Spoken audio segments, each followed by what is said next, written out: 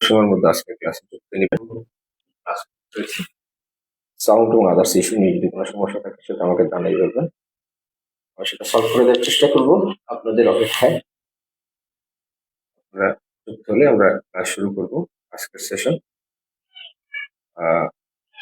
এবং লিখে রেখেছি আইন মুখস্থ নয়, কিভাবে আইন মুখস্থ না করে আইনকে আয়ত্ত করা যায় সেই বিষয়গুলো নিয়ে আজকে আমরা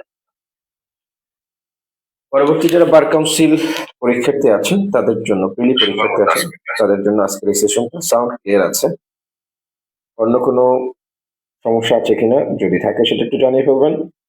আজকের সেশনটা উন্মুক্ত সেশন, আপনাদের ফ্রেন্ডদেরকে একটু মেনশন দিয়ে দিবেন, কে কোথা থেকে যুক্ত হবেন সেটা একটু জানিয়ে ফেলবেন। হ্যাঁ, এবং যারা শেয়ার দিবেন শেয়ার দিয়ে একটু কষ্ট করে ডান লিখবেন যাতে আমরা বুঝতে পারি আপনাদের মধ্যে কোন কোন বন্ধু আমাদের আজকের ক্লাসটা শেয়ার দিয়েছে। সাউন্ড আদার্স ইস্যু নিয়ে কোনো সমস্যা থাকলে সেটাও জানিয়ে ফেলবেন, আমরা সেটা সলভ করে দেওয়ার চেষ্টা করব। আপনাদের যুক্ত হয়ে নেওয়ার আমরা অপেক্ষায় আমরা চলে যাব আজকের সেশনে। ফৌজদারি কার্যবিধির মতো একটা গুরুত্বপূর্ণ সাবজেক্ট আজকে আমরা পড়াবো, অর্থাৎ ফৌজদারি কার্যবিধি টোটালটা কিভাবে মুখস্থ ছাড়া আমরা খুব সহজে আয়ত্তে নিয়ে আসতে পারি সেই সম্পর্কে আজকে। তো যারা যুক্ত ইতিমধ্যে হয়েছেন তাদেরকে অসংখ্য ধন্যবাদ, যারা যুক্ত হতে পারেন নাই তারা খুব দ্রুত যুক্ত হবেন। সাউন্ড আদার্স ইস্যু নিয়ে প্রবলেম থাকলে জানিয়ে ফেলবেন, কে কোথা থেকে যুক্ত হবেন জানাবেন, নিচের পাড়ার নাম জানাবেন, প্রতিষ্ঠানের নাম জানাতে পারেন কে কোথা থেকে যুক্ত হচ্ছে। যারা আমাদের আজকের সেশনটা শেয়ার দিবেন তারা একটু শেয়ার দিয়ে ডাউন লিখবেন যাতে আমরা বুঝতে পারি আমাদের ক্লাস আপনারা কে কে শেয়ার দিয়েছেন এবং আপনাদের মধ্য থেকে একজন ভিডিও আমাদের স্পেশাল প্রিলি হ্যান্ড নোট সেটা পেয়ে যাবেন, যেখান থেকে সর্বশেষ প্রিলি পরীক্ষায় হুবহু ৯২টা কমন এসেছিল। আপনাদের যে সকল বন্ধুরা যারা বার কাউন্সিল পরীক্ষার্থী আছেন অথবা বার কাউন্সিল পরীক্ষা ছাড়াও যারা স্টুডেন্ট আছেন বিভিন্ন পাবলিক অথবা প্রাইভেট বিশ্ববিদ্যালয়ে, তাদেরকে একটু মেনশন দিয়ে দিতে পারেন অথবা আজকের ক্লাসটা তাদের মধ্যে শেয়ার দিতে পারেন। নিজের টাইমলাইন এবং আইনের বিভিন্ন গ্রুপে শেয়ার দেওয়ার অনুরোধ রইল। কে কোথা থেকে যুক্ত হন সেটা একটু জানাবেন, আপনাদের অপেক্ষায় আজকে আমরা ওকে আজকে আমরা ফৌজদারি কার্যবিধির খুব গুরুত্বপূর্ণ একটা সেশনে আজকে আমরা যুক্ত হয়েছি। এটা স্পেশাল ক্লাস, আশা করি যারা আজকের সেশনটা যুক্ত হবেন ফৌজদারি কার্যবিধি কিভাবে পড়বেন, কিভাবে খুব সহজে ফৌজদারি কার্যবিধি আয়ত্তে নিয়ে আসবেন সেই বিষয়ে ইনশাআল্লাহ একটা ভালো ব্রিফ পাবেন এবং আশা করি ক্লাস শেষে আপনারাই ভালো ফিডব্যাক দিবেন যে পূর্বের যে ক্লাসগুলো সেই ক্লাসগুলো নেয়। যাই হোক, আমরা চলে যাব অল্প সময়ের মধ্যে আপনাদের অপেক্ষায়। অলরেডি যারা যুক্ত হয়ে নিয়েছেন তাদের অসংখ্য ধন্যবাদ, যারা এখনো যুক্ত হয়ে নিতে পারেন নাই অল্প সময়ের মধ্যে যুক্ত হবেন এই আশা ব্যক্ত করছি। আজকের ক্লাসের মধ্য দিয়ে আমাদের নতুন একটা প্রিলি ব্যাচ শুরু হচ্ছে, প্রিলি পাস চ্যালেঞ্জ প্যাকেজ 2026 সালে যারা পরীক্ষার্থী আছেন বা যারা পরীক্ষা দিবেন তারা এই প্যাকেজের চাইলে হতে পারেন। পরবর্তী এক্সামের আগ পর্যন্ত ক্লাস সহ একটা কমপ্লিট প্যাকেজ পেয়ে যাবেন। ওকে, তাহলে আজকে আমরা যুক্ত হয়েছি ফৌজদারি কার্যবিধি বা যেটাকে আমরা সংক্ষেপে সিআরপিসি বলে থাকি সেই ক্লাসে। আপনাদের যুক্ত হওয়ার অপেক্ষায় আমরা চাইবো ম্যাক্সিমাম নাম্বারস অফ স্টুডেন্ট, অর্থাৎ pre class maximum numbers of student এই ক্লাসে যুক্ত হয়ে নেবেন এবং ম্যাক্সিমাম নাম্বারস অফ স্টুডেন্ট যারা বার কাউন্সিল পরীক্ষার্থী আছেন আশা করি তারা আজকের সেশনের মাধ্যমে উপকৃত হতে পারবেন। যেমনি ভাবে প্রিভিয়াস আমাদের যে ক্লাসগুলো আছে সেটার মাধ্যমে আপনারা যেভাবে উপকৃত হয়েছেন সেভাবে করতে পারবেন।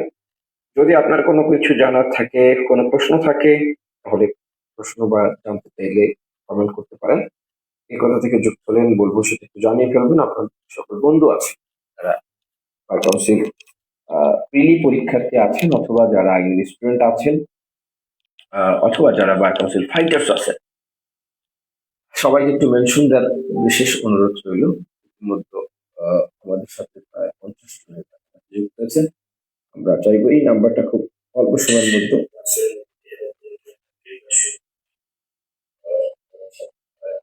ওকে। হ্যাঁ, যারা সালাম দিয়েছেন ওয়ালাইকুম আসসালাম। যারা যুক্ত হতে নিতে পারেন নাই খুব দ্রুত সময়ের মধ্যে যুক্ত হবেন। আপনাদের যুক্ত হওয়ার অপেক্ষায় আপনারা একটু আপনাদের যে আইনের বিভিন্ন গ্রুপ আপনাদের টাইম লাইন এখানে একটু শেয়ার দেওয়ার বিশেষ অনুরোধ রইল, যাতে ম্যাক্সিমাম নাম্বার অফ স্টুডেন্ট আমাদের আজকের ক্লাসের মধ্য দিয়ে উপকৃত হতে পারে। এটাই আপনাদের কাছে প্রত্যাশা। অলরেডি যারা যুক্ত হয়েছেন তাদেরকে তো অসংখ্য ধন্যবাদ। আপনাদের অপেক্ষায় বার কাউন্সিল প্রিলি পরীক্ষার্থী যারা আছেন, আপনারা জানেন বা আপনারা অবগত আছেন যে আপনাদের 29 নভেম্বর যে এক্সামটা হওয়ার কথা ছিল সেটা হয় নাই, পিছিয়েছে, এবং আশা করা যায় যে আপনাদের এক্সামটা খুব অল্প সময়ের মধ্যে অনুষ্ঠিত হবে। সুতরাং আপনারা যারা আগে প্রিপারেশন নিয়েছিলেন, তাদের প্রিপারেশনটা যাদের আছে, মোটামুটি প্রিপারেশন ভালো, তারা আপনার প্রিপারেশনটাকে জ্বালাই করতে থাকুন। যাদের প্রিপারেশন এখনো একটু দুর্বল অবস্থায় আছে তাদেরকে বলবো তারা ভালো করে প্রিপারেশন শুরু করে দেন। আর যারা একদম ফ্রেশার্স আছেন তাদের বসে থাকার কোনো স্কোপ নাই বসে থাকার। আপনি এই মুহূর্ত থেকে, এই মুহূর্ত থেকে আপনাকে বেস্ট এফোর্টটা দিতে হবে। তো যাই হোক, আমরা খুব অল্প সময়ের মধ্যে আমাদের সেশনে যুক্ত হয়ে নিব। আপনারা যারা যুক্ত হয়েছেন, কে কোথা থেকে যুক্ত হয়েছেন একটু জানিয়ে ফেলবেন। অলরেডি আমরা দেখতে পাচ্ছি অনেকেই তাদের ফ্রেন্ডদেরকে মেনশন দিচ্ছেন, আপনাদের একটু কষ্ট করে দিবেন, যাতে আমাদের উন্মুক্ত সেশনের আগেই বলেছি যে এর উদ্দেশ্য থাকে maximum number of the student of law যাতে আমাদের এই সেশন থেকে উপকৃত হতে পারে। এই কারণে আমাদের উন্মুক্ত সেশনের আয়োজন। আমরা চাইবো যে এটা আপনাদের মাধ্যমে ম্যাক্সিমাম নাম্বার অফ স্টুডেন্ট উপকৃত হবে। আপনারা একটু নিজের টাইম লাইনে শেয়ার দিতে পারেন। এই ক্লাসটা আশা করি যে আপনাদেরকে, মানে আপনি যে টাইমটি এই ক্লাসের পিছনে স্পেন্ড করবেন, আশা করি এটা বৃথা যাবে না এবং এটা খুব ভালোভাবে কাজে লাগবে। এই কথা থেকে যুক্ত হলেন যারা শেয়ার দিবেন, শেয়ার দিয়ে কষ্ট করে একটু ডান লিখে ফেলবেন, কারণ আপনাদের মধ্য থেকেই একজন শেয়ার যারা দিবেন তাদের মধ্য থেকে একজন বিজয়ী আমাদের যে স্পেশাল প্রিলি হ্যান্ড নোট আছে, যেখান থেকে সর্বশেষ পরীক্ষায় হুবাহু 90টা প্রশ্ন কমন পড়েছিল, যেটার পেজ ছিল মাত্র 140 পেজ। সেই নোটটা ফ্রিতে পেয়ে যাওয়ার একটা সুবর্ণ সুযোগ রয়েছে। তো আমরা কথা বাড়াবো না, আপনাদের জন্য একটু অপেক্ষা করছি যে আপনারা যাতে বড় সংখ্যক স্টুডেন্ট আমাদের সাথে শুরু থেকে যুক্ত হয়ে আজকের সেশনটা উপভোগ করতে পারেন। ইতিমধ্যে যারা যুক্ত হয়েছেন তাদেরকে তো অসংখ্য ধন্যবাদ। যারা গাজীপুর থেকে যুক্ত হয়েছেন, বিচি রানী, থ্যাংক ইউ। সিলেট থেকে যুক্ত হয়েছেন কামরুল মজুমদার, আপনি একটু আমাকে ইনবক্স করবেন। বিচি রানী, থ্যাংক ইউ। হ্যাঁ, আলহামদুলিল্লাহ ভালো আছি। আর এলাকায় শীতের কি অবস্থা? ওকে, আমরা চলে যাব খুব অল্প সময়ের মধ্যে। আমরা একটু অপেক্ষা করছি আপনাদের জন্য, আর 2-1 মিনিটের মধ্যে আমরা চলে যাব। অলরেডি আমাদের সাথে প্রায় 80 জনের কাছাকাছি যুক্ত হয়ে নিয়েছেন। আমরা একটু অপেক্ষা করি, যাতে ম্যাক্সিমাম, যেহেতু আগেও বলেছি যে আমাদের যে ফ্রি ক্লাসগুলো, এগুলোর উদ্দেশ্য থাকে ম্যাক্সিমাম নাম্বারস অফ স্টুডেন্ট যাতে এই ক্লাস দিয়ে উপকৃত হতে পারে। আপনারা একটু এই যে প্রচেষ্টা বা এই যে উদ্দেশ্য, সেই উদ্দেশ্যের সারথি হবেন, সহযোগী হবেন। আপনারা একটু আজকের ক্লাসটি একটু শেয়ার দিয়ে দিবেন এবং আপনাদের বন্ধুদেরকে একটু মেনশন দিতে পারেন, এবং আপনারা টাইম লাইনে শেয়ার দিতে পারেন, যাতে আইনের বিভিন্ন গ্রুপে। গাজীপুর থেকে ফায়েজ আলম, থ্যাংক ইউ। হাবিবুর ভাই, ওকে, থ্যাংক ইউ হাবিবুর ভাই। একটু শেয়ার দিয়ে ডান লিখবেন যারা শেয়ার দিয়েছেন। আমরা আর কথা না বাড়াই, আপনাদের অপেক্ষায় আর বেশিক্ষণ না রাখি আমরা চলে যাই আজকের সেশনে। ইতিমধ্যে আপনারা জানেন যে আমরা ফৌজদারি কার্যবিধি নিয়ে আজকে আলাপ করব। ফৌজদারি কার্যবিধি আমরা মোটামুটি কিভাবে পড়বো, কিভাবে পড়া উচিত, সব বিষয়গুলো নিয়ে আজকে আলোচনা করব। আপনারা যারা শেয়ার দিয়েছেন আজকের ক্লাস, ইতিমধ্যে অসংখ্য ধন্যবাদ। যারা শেয়ার দেন নাই, পরে প্রত্যাশা রাখবো তারাও দ্রুত যুক্ত হয়ে নেবেন এবং আজকের সেশনটি শেয়ার দিন। এবং তো যাই হোক, আমরা আজকের ক্লাসে চলে যাই। কুড়িগ্রাম থেকে যুক্ত হয়েছেন, ঢাকা থেকে যুক্ত হয়েছেন, ওকে, একটু শেয়ার দিয়ে দাঁড়াবো। হ্যাঁ, শেয়ার দিয়েছেন মৃত্যু পারো, শারমিন আনসারি, থ্যাংক ইউ শারমিন আনসারি। ঠিক আছে, তাহলে আজকের ক্লাসে আমরা চলে যাই। আপনারা অনেক স্টুডেন্ট আমাদের সাথে যুক্ত হয়েছেন এই শীতের রাত্র, এরপরেও আপনারা পড়াশোনার খাতিরে সজাগ আছেন। আপনাদেরকে শুভকামনা, আপনাদেরকে অসংখ্য ধন্যবাদ। আচ্ছা, তাহলে যে বিষয়টা বলতেছিলাম সেটা হচ্ছে, আপনারা সবাই কেমন আছেন এই শীতের মধ্যে? আশা করি ভালো আছেন। এবং আপনাদের যেহেতু আপনাদের আশা আছে এবং আপনাদের স্টামিনা আছে, আপনাদের প্রচেষ্টা আছে। আপনারা ইনশাল্লাহ সবাই সফল কাম হবেন। শীতের মধ্যেও রাত 9:30টার পরে ক্লাস অ্যারেঞ্জ করেছি, আপনারা যুক্ত হয়েছেন।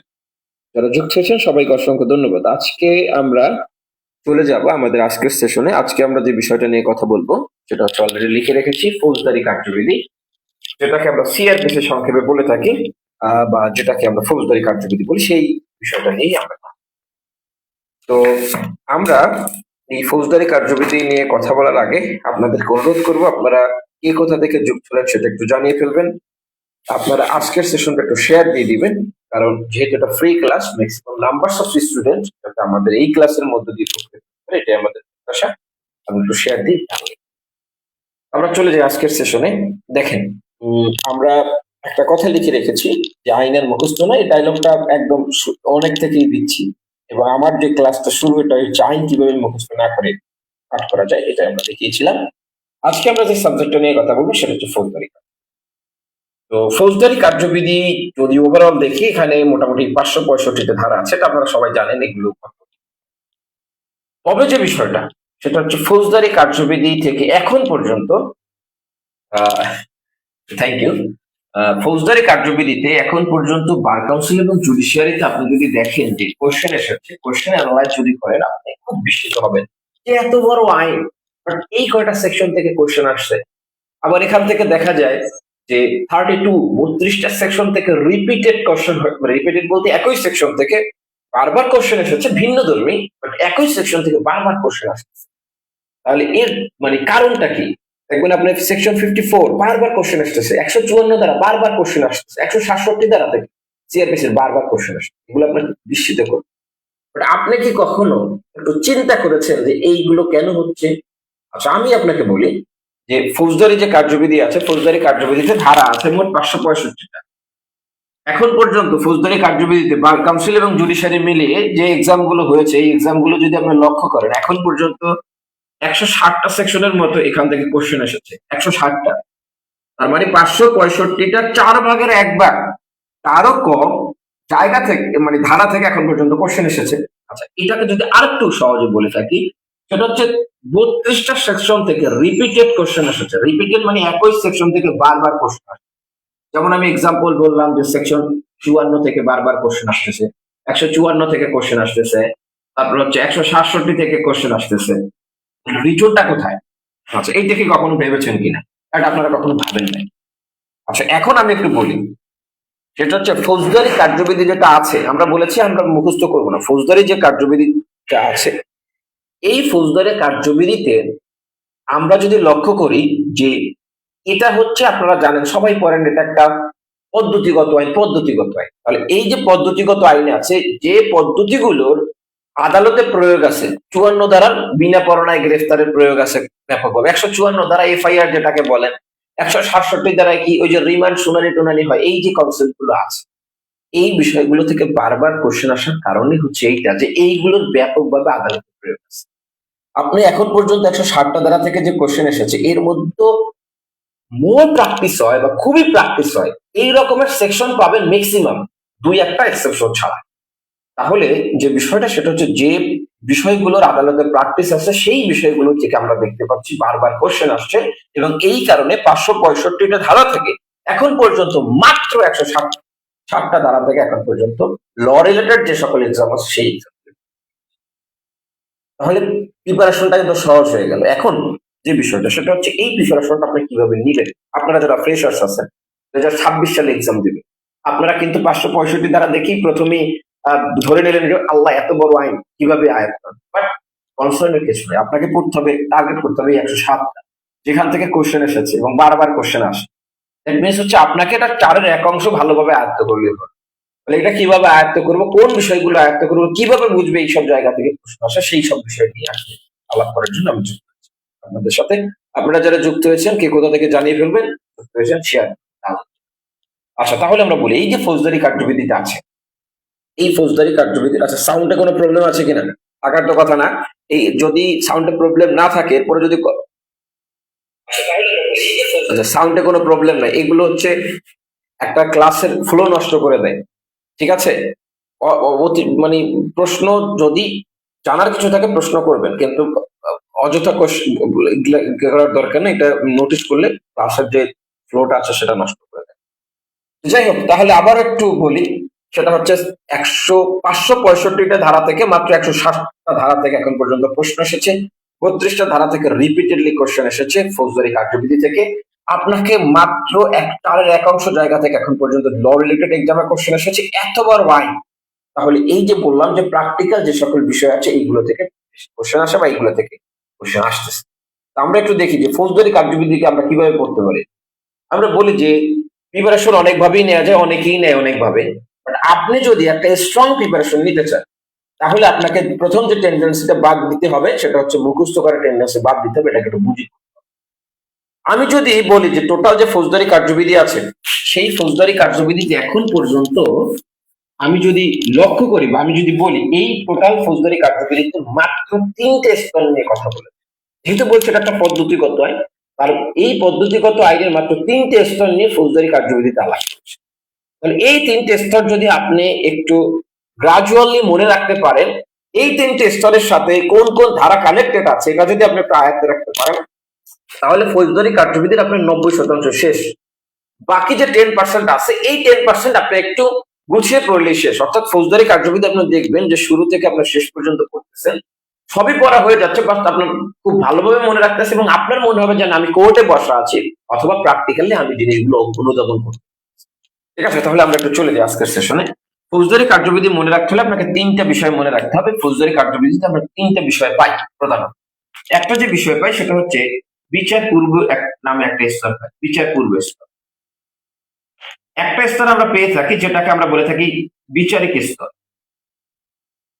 আর একটা স্তর আমরা পেয়ে থাকি যেটাকে আমরা বলে থাকি বিচার পরবর্তী স্তর। বিচার পরবর্তী স্তর। তাহলে বললাম যে ফৌজদারি কার্যবিধির মোস্ট ইম্পর্টেন্ট যে জায়গাগুলো, এই জায়গাগুলো 90% এখানে শেষ। এই 3টে স্তরকে আপনি যদি আয়ত্তে নিয়ে আসতে পারেন এবং এই 3টে স্তর আমি যেভাবে বলবো, যেভাবে ক্লাসে গ্রাজুয়ালি আলাপ করব বা ধারাবাহিকভাবে পড়াবো, আপনি এইভাবে যদি আয়ত্ত করতে পারেন আপনার আসলে প্রিলি রিটেন মোটামুটি ভালোভাবে কভার হবে এবং প্র্যাকটিক্যালি আপনি একটা নলেজ পাবেন যেখান থেকে আপনার বেসিক খুব স্ট্রং হবে। আপনাকে এখন জানেন যে খুব বেসিক কোশ্চেন করা হয়, এগুলো আপনি খুব সহজে করতে পারবেন। তাহলে দেখেন বিচার পূর্ব স্তরে আমরা কি কি কার্যক্রম দেখতে পাই। বিচার পূর্ব স্তরে আমরা মূলত হচ্ছে 3টা জিনিস দেখতে পাই যে কার্যক্রমগুলো বিচারিক পূর্ব স্তরে হয়। একটা বিষয় হচ্ছে বিচারিক পূর্ব স্তরে যে বিষয়টা হয় সেটা হচ্ছে অভিযোগের যে বিষয়টা আছে, অভিযোগ বা যেটাকে আমরা এফআইআর বলতে অথবা এফআইআর, এই যে বিষয়গুলো আছে এই অভিযোগ বা এফআইআর এর কার্যক্রমটা হয় বা আমরা সহজে এটাকে অভিযোগের কার্যক্রমটা লিখে রেখি। দ্বিতীয় যে বিষয়টা পাই আমরা সেটা হচ্ছে আরেকটা কার্যক্রম হয়, সেটা হচ্ছে তদন্ত কার্যক্রম, এটা বিচার পূর্ব স্তরে হয়। আরেকটা কার্যক্রম এখানে হয় সেটাকে আমরা বলে থাকি আমলে গ্রহণ, টেকিং কগনিজেন্স। এই কার্যক্রমগুলো বিচারিক পূর্ব স্তরে হয়। অর্থাৎ আমরা 2 ধরনের আদালত পাই সাধারণত, ম্যাজিস্ট্রেট, একটাকে বলি আমলি ম্যাজিস্ট্রেট আদালত সাধারণত, আর একটাকে বলি বিচারিক ম্যাজিস্ট্রেট আদালতে। আমলি ম্যাজিস্ট্রেট আদালত যে কাজগুলো করে তিনি হচ্ছে এই যে কার্যগুলো আছে বিচারিক পূর্ব স্তরের যে কাজগুলো আছে আমলে গ্রহণ করা পর্যন্ত সেই এই কাজ। তাহলে আমরা অভিযোগ যে বিষয়গুলো আছে এগুলো পাই, তদন্ত যেটা আছে এবং আমলে গ্রহণ, এই 3টা কার্যক্রম বিচারিক পূর্ব স্তরে। এখন অভিযোগের আবার আমরা 3টা প্যাটার্ন দেখতে পাই। একটা দেখতে পাই আমরা এফআইআর এর মাধ্যমে একটা অভিযোগ দায়ের করতে পারি। দ্বিতীয় একটা প্যাটার্ন দেখতে পাই জিডির মাধ্যমে আমরা একটা অভিযোগ দায়ের করতে পারি। তৃতীয় একটা প্যাটার্ন দেখতে পাই যে নালিশের মাধ্যমে আমরা একটা অভিযোগ দায়ের করতে পারি বা একটা কার্যক্রম শুরু হতে পারে। মানে 3টা মাধ্যমে একটা কার্যক্রম শুরু হতে পারে। এফআইআর এর মাধ্যমে একটা কার্যক্রম শুরু হতে পারে, জিডি বা জেনারেল ডায়েরির মাধ্যমে একটা কার্যক্রম শুরু হতে পারে, নালিশের মাধ্যমে একটা কার্যক্রম শুরু হতে পারে। এটা কিন্তু বিচারিক স্তরের কিছু না, বিচারিক কার্যক্রমের কিছু।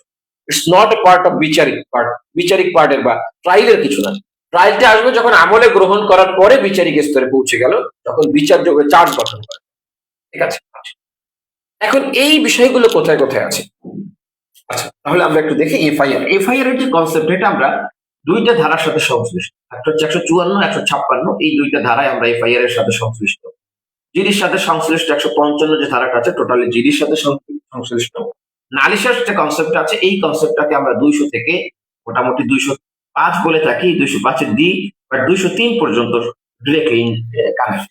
ঠিক আছে, হ্যাঁ, কমপ্লেইন্টের ইংরেজিটাই হচ্ছে কমপ্লেইন্টের বাংলাটাই হচ্ছে নালিশ। এরপরে যে কার্যক্রমটা আমরা পাই সেটা হচ্ছে তদন্ত কার্যক্রম। এই ধারাটা কোন কোন কোন এই বিষয়টা কোন কোন ধারার সাথে সম্পৃক্ত আমি একটু শিখে ফেলি। এই কার্যক্রমটা সম্পৃক্ত হচ্ছে 157 ধারা থেকে 173-এর যে বি ধারা পর্যন্ত আছে, নতুন ইনক্লুডেড হয়েছে এই ধারা পর্যন্ত 157 থেকে 173-এর বি পর্যন্ত টোটাল বিষয়টা তদন্ত কার্যক্রমের সাথে আমলে গ্রহণের সাথে সম্পৃক্ত কোন কোন ধারা, আমাদের যে সেকশন 190 থেকে 199 কার্যক্রম যেগুলো হয় এগুলো সব আমলে গ্রহণের সাথে সম্পৃক্ত। এখন বলতে পারেন স্যার 190 থেকে 199 ধারা পর্যন্ত আমাদের সব দেখতে হবে, তাহলে তো সবই দেখার জন্য 190 পড়বেন, 193 পড়বেন, 195 পড়বেন, 197, এখান থেকে 4টা ধারা পড়বেন। বলতে পারেন স্যার 157 থেকে 173-এর বি পর্যন্ত সবই দেখতে হবে না, এখান থেকে যেগুলো ইম্পর্টেন্ট যেগুলোর প্র্যাকটিস আছে আপনি সেইগুলো দেখবেন। বুঝতে পেরেছেন? তাহলে পড়াশোনাটা কিন্তু আপনার সহজ হয়ে গেল। আপনাকে এটাকে আইডেন্টিফাই করতে হবে যে আপনি কি পড়বেন, এরপর আইডেন্টিফাই করতে হবে কতটুকু পড়বেন। এই দুইটা জিনিস যদি আপনি আইডেন্টিফাই করতে পারেন আপনার প্রস্তুতির এখানে 40-50% শেষ, বাকি 50% এইগুলো আয়ত্তে নিয়ে আসে। আর এটা যারা না পারেন তাদের জন্যই হচ্ছে আমরা আমাদের মতো যারা মেন্টর আছে, আমাদের মতো বলছি আমরা যারা আছে আপনাদেরকে যারা পড়াই এদের একটু সহযোগিতা নিতে পারে। যাই হোক, আমাদের একটা প্রিলি ব্যাচ শুরু হচ্ছে আজকে থেকে, বার কাউন্সিল প্রিলি পাস চ্যালেঞ্জ 2026। এই ব্যাচের এই একটা প্রথম ক্লাস, আপনারা চাইলে এই প্যাকেজে যুক্ত হতে পারেন। এক্সামের আগ পর্যন্ত ধারাবাহিক ক্লাস পাবেন, কোনো ছলছাতুরি নেই। যতদিন এক্সাম না হয় ততদিন ক্লাস। আমাদের স্টুডেন্ট আছে জানতে পারেন, আমরা কখনো ওয়েট করাই না আপনাদের, ক্লাস ধারাবাহিক চলতে থাকে। এক একটা সাবজেক্ট 3, 4, 5 বার রিভিশন হয়। নোট পাবেন যেটা থেকে 92% কমন করেছিল সর্বশেষ এক্সামে, মডেল টেস্ট দেওয়ার সুযোগ পাবেন, লাস্ট ভিউ নামে একটা শর্ট সাজেশন পাবেন। সবকিছুই প্যাকেজের অন্তর্ভুক্ত, অর্থাৎ আমাদের বাইরে আপনাকে পাস করতে কিছুই করতে। যারা অফলাইনে করতে চান আগামীকাল থেকে ক্লাস শুরু, আড়াইশ হোম সেন্টারের G20 নাম্বার রুমে, উপরের নাম্বারে যোগাযোগ, ঠিক আছে? আর আপনারা যারা অলরেডি পাস করেছেন, প্রফেশনাল একটা কোর্স শুরু হচ্ছে 15 তারিখ থেকে। আমি আছি, এছাড়াও অভিজ্ঞ একজন সাবেক জেলা দায়রা জজ আছে, একজন 35 বছরের কাছাকাছি প্র্যাকটিস করে, ক্রিমিনাল প্র্যাকটিস, একজন বিজ্ঞ আইনজীবী আছেন আমাদের সাথে। এই প্যাকেজ আপনার চাইলে যুক্ত হতে পারেন। প্রফেশনাল যে প্যাকেজটা আছে, প্রিলি রিটেন, দুইটা প্রিলি বা রিটেন যে কোনো প্যাকেজে যুক্ত হতে চাইলে উপরের নাম্বার যোগাযোগ, ঠিক আছে? আচ্ছা, আশা করি জিনিসটা বুঝতে পেরেছেন। আচ্ছা, একটা কোশ্চেন করেছেন ডলার চৌধুরী, সব পড়তে হবে যাতে রিটেনে গিয়ে আবার রিপিট করতে না হয়। প্রিলির চাইতে রিটেনে পড়াটা আরো সহজ ডলার চৌধুরী। আমরা আমাদের যারা স্টুডেন্ট আছে তাদের কাছে আপনি জিজ্ঞেস করেন, রিটেনে হচ্ছে পড়া খুবই সহজ। আপনাকে সাজেশন দিয়েছি, সাজেশনের বাইরে কিছুই পড়তে হয় নাই। এর কারণটা একটু ব্যাখ্যা করি, যেহেতু কোশ্চেন করেছে। সেটা হচ্ছে প্রিলিতে টপিক ওয়াইজ কোশ্চেন আসে না, রিটেনে কোশ্চেন আসে টপিক ওয়াইজ। আপনাকে যদি একটা ক নাম্বার প্রশ্ন ডাইং ডিক্লারেশন দেয়, মনে রাখবেন যে ডাইং ডিক্লারেশনের আশেপাশেই থাকবে। আপনাকে যদি কনফেশন নিয়ে দেয়, মনে রাখবেন যে 17 থেকে 31 দ্বারা কনফেশন অ্যাডমিশনের আশেপাশে, অর্থাৎ এটাকে আপনার টপিক রিলিজ এটা পারেন না। সুতরাং রিটেন প্রিপারেশনটা আরো বেশি সহজ। যদি বিশ্বাস না হয় একটা ক্লাস করে দেখি। আচ্ছা, যাই হোক, এরপর আমরা যে বিষয়টা নিয়ে কথা বলবো সেটা হচ্ছে বিচারিক স্তরের বিষয়টা নিয়ে একটু কথা। আশা করি বিচার পূর্ব স্তর নিয়ে কোনো কোশ্চেন থাকলে জানাবেন। 3টা পয়েন্ট লিখেছি, জাস্ট কোথায় কোশ্চেন কমেন্ট করবেন, আমি সেটা আবার রিপিট করবো, আপনাদেরকে বুঝিয়ে দেয়। বিচারিক স্তর এইটা একটু বুঝেন, টোটালটা দেখবেন যে সিআরপিসি আপনার মোটামুটি আয়ত্তে চলে আসছে। বিচারিক স্তর যেটা আছে, সেই বিচারিক স্তরে আমরা দেখি যে 3 ধরনের ম্যাজিস্ট্রেসি আছে যারা বিচার করে। এক ধরনের আমরা বলে থাকি, মানে 3 ধরনের জজ আছে যারা বিচার করে। এক ধরনের বলে থাকি ম্যাজিস্ট্রেট সাহেব বিচার করে। আবার দেখি যে সেশন জজ যিনি আছেন তারাও বিচার করেন। সেশন বিচারক বা দায়রা আদালত যারা আছে, দায়রা কোর্ট যারা আছে, দায়রা কোর্টও বিচার করে। তাহলে ম্যাজিস্ট্রেটের কোর্টও বিচার করে, দায়রা কোর্টও বিচার করে। আবার আরেকটা আছে যেটাকে আমরা বলি সামারি ট্রায়াল বা সংক্ষিপ্ত পদ্ধতিতেও বিচার হয়, সংক্ষিপ্ত। এই 3 সামারি ট্রায়াল যেটাকে বলে থাকে, এই 3 ধরনের আবার বিচার আছে। ম্যাজিস্ট্রেটও বিচার করে, সেশন জজও বিচার করে, বা সেশন বিচারকরাও বিচার করে, সংক্ষিপ্ত আদালতও বিচার করে।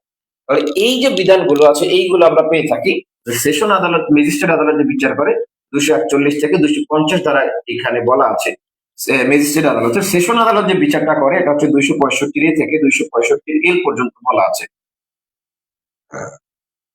সংক্ষিপ্ত পদ্ধতিতে যে বিচার কার্যক্রমটা পরিচালিত হয়, এই বিচার কার্যক্রমটা নিয়ে 260 থেকে 265 পর্যন্ত বলা আছে, ঠিক আছে?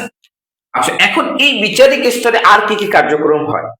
এই যে বিচারিক কার্যক্রমের এই বিচারিক স্তরে এরা তো এই কার্যক্রমগুলোই করে। এর বাইরে আপনার এরা হচ্ছে চার্জ গঠন করে। তাহলে চার্জ গঠনের একটা স্তর আছে, চার্জ গঠনের একটা কার্যক্রম আছে, চার্জ গঠন। এই যে চার্জ গঠনটা করে, সব আদালতই চার্জ গঠন একই নিয়মে করে।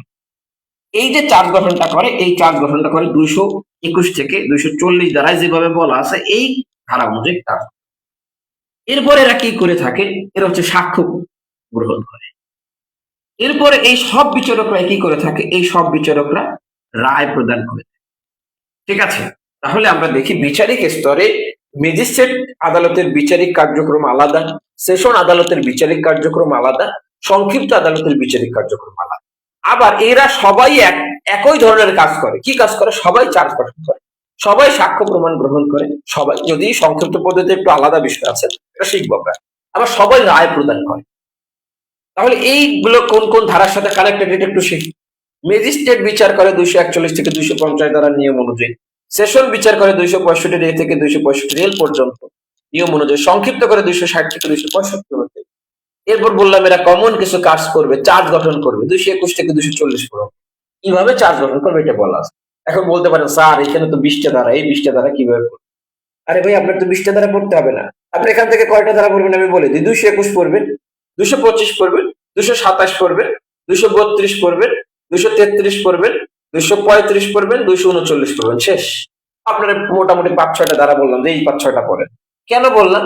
আরে ভাই আপনার যেগুলো প্রয়োগ আছে আপনি সেইগুলো পড়েন, এবং দেখবেন যে ধারাগুলো বললাম কোশ্চেন আসছে এখন পর্যন্ত এই ধারাগুলো থেকেই কোশ্চেন আসছে। যদি ভবিষ্যতে আসবে এগুলো থেকেই আসবে। কেন আসবে? আসবে যে এই ধারাগুলোর প্র্যাকটিস আছে। যেগুলোর প্র্যাকটিস নাই এই ধারাগুলো পড়ে লাভ নাই। কেন লাভ নাই? বললাম যে আপনাকে ওই যে 4 ভাগের 1 ভাগ থেকে কোশ্চেন আসছে, তাহলে বুঝতে হবে যে আপনার, ধরেন আপনার একটা নৌকা আছে, আপনার নৌকায় আপনি চাইলে কাদা মাটিও তুলতে পারেন, আপনার নৌকায় চাইলে আপনি স্বর্ণও তুলতে পারেন, আপনার নৌকায় চাইলে আপনি ডায়মন্ডও তুলতে পারেন। এখন কি তুলবেন এটা হচ্ছে আপনার ব্যাপার। আপনি যদি কাদা মাটি দিয়ে নৌকায় ভর্তি করেন এই নৌকায় আর আপনার কোনো লাভ নাই।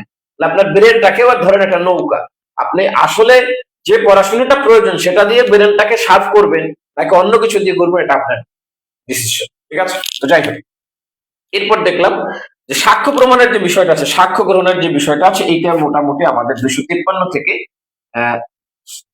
হ্যাঁ সরি 353 থেকে 365 ধারা পর্যন্ত বলা আছে। রায়ের যে বিষয়টা আছে এটা মোটামুটি আমাদের সেকশন 366 থেকে 379 ধারা পর্যন্ত এই যে কনসেপ্টটা আছে এই কনসেপ্ট আমরা পেয়ে থাকি। ঠিক আছে, আচ্ছা।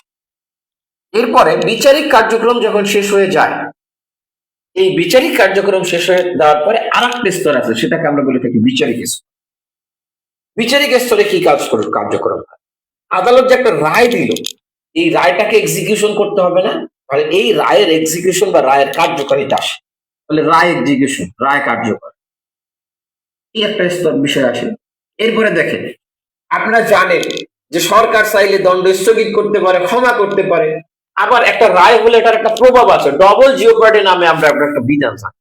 তাহলে এই রায়ের একটা প্রভাব নিয়ে আমরা একটু কথা বলবো, রায়ের প্রভাব। এই রায়ের প্রভাবটা কি হয় এটা নিয়ে এটার একটা বিষয় আমাদের আলাপ করতে হবে। এরপর যিনি রায় দ্বারা সংক্ষুব্ধ হন, অর্থাৎ যিনি এই রায়টা দ্বারা অসন্তুষ্ট, তার একটা সুযোগ রাখা প্রয়োজন বিচারিক পরবর্তী স্তরে তিনি চাইলে আপিল,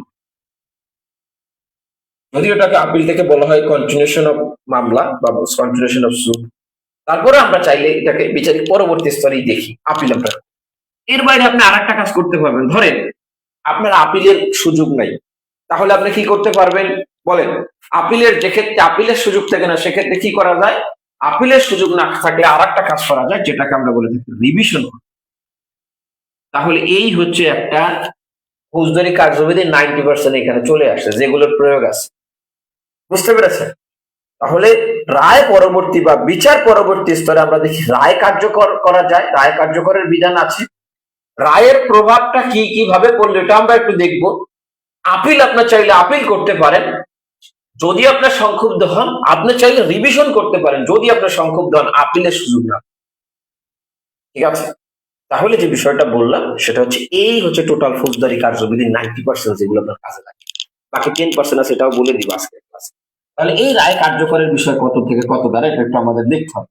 এই রায় কার্যকরের বিষয় বলছে আপনাদের 381 ধারা থেকে 400 ধারা পর্যন্ত রায় কার্যকরের বিষয়। রায়ের প্রভাব নিয়ে আপনারা দেখবো 401 থেকে 403 ধারা পর্যন্ত। আপিল দেখবো 404 থেকে 431 ধারা পর্যন্ত। 435 থেকে 439 এর পর্যন্ত দেখবো আমরা আমরা দেখবো হচ্ছে কি রিভিশন নিয়ে কথা বলবো। ঠিক আছে, তাহলে প্র্যাকটিক্যালি একটা কোর্টে যেভাবে কার্যক্রম হয় কোন স্তরের পরে কোন স্তর আসে একটু দেখেন। প্র্যাকটিক্যালি ফৌজদারি কার্যবিধিতে এই স্তরগুলো কোনটা কোথায় আছে একটু দেখেন। এবার বলেন আপনার কোনো কোশ্চেন আছে কিনা। আমাদের বেশ কয়েকটা কমেন্ট এসেছে, আমরা একটু দেখবো। তন্নি আক্তার কমেন্ট করেছেন, আমি রিটেন পরীক্ষা পাশ করেছি, স্যারের কাছে পড়ে সাজেশনের ক্লাসে যা পড়াইছে তাই আসে। আচ্ছা ঠিক আছে, এই যে যিনি কমেন্ট করেছিলেন, আমি বললাম যে প্রিলির চাইতে রিটেন পাশ করা আরো সহজ। কিভাবে আরো সহজ? আরো সহজ এই কারণে যে প্রিলিতে আপনাকে অনেক কিছু পড়তে হয়, কিন্তু রিটেনে আপনাকে শুধু টপিক ওয়াইজ একটা বিস্তৃত জ্ঞান রাখলে আপনি পাশ করে যাবেন।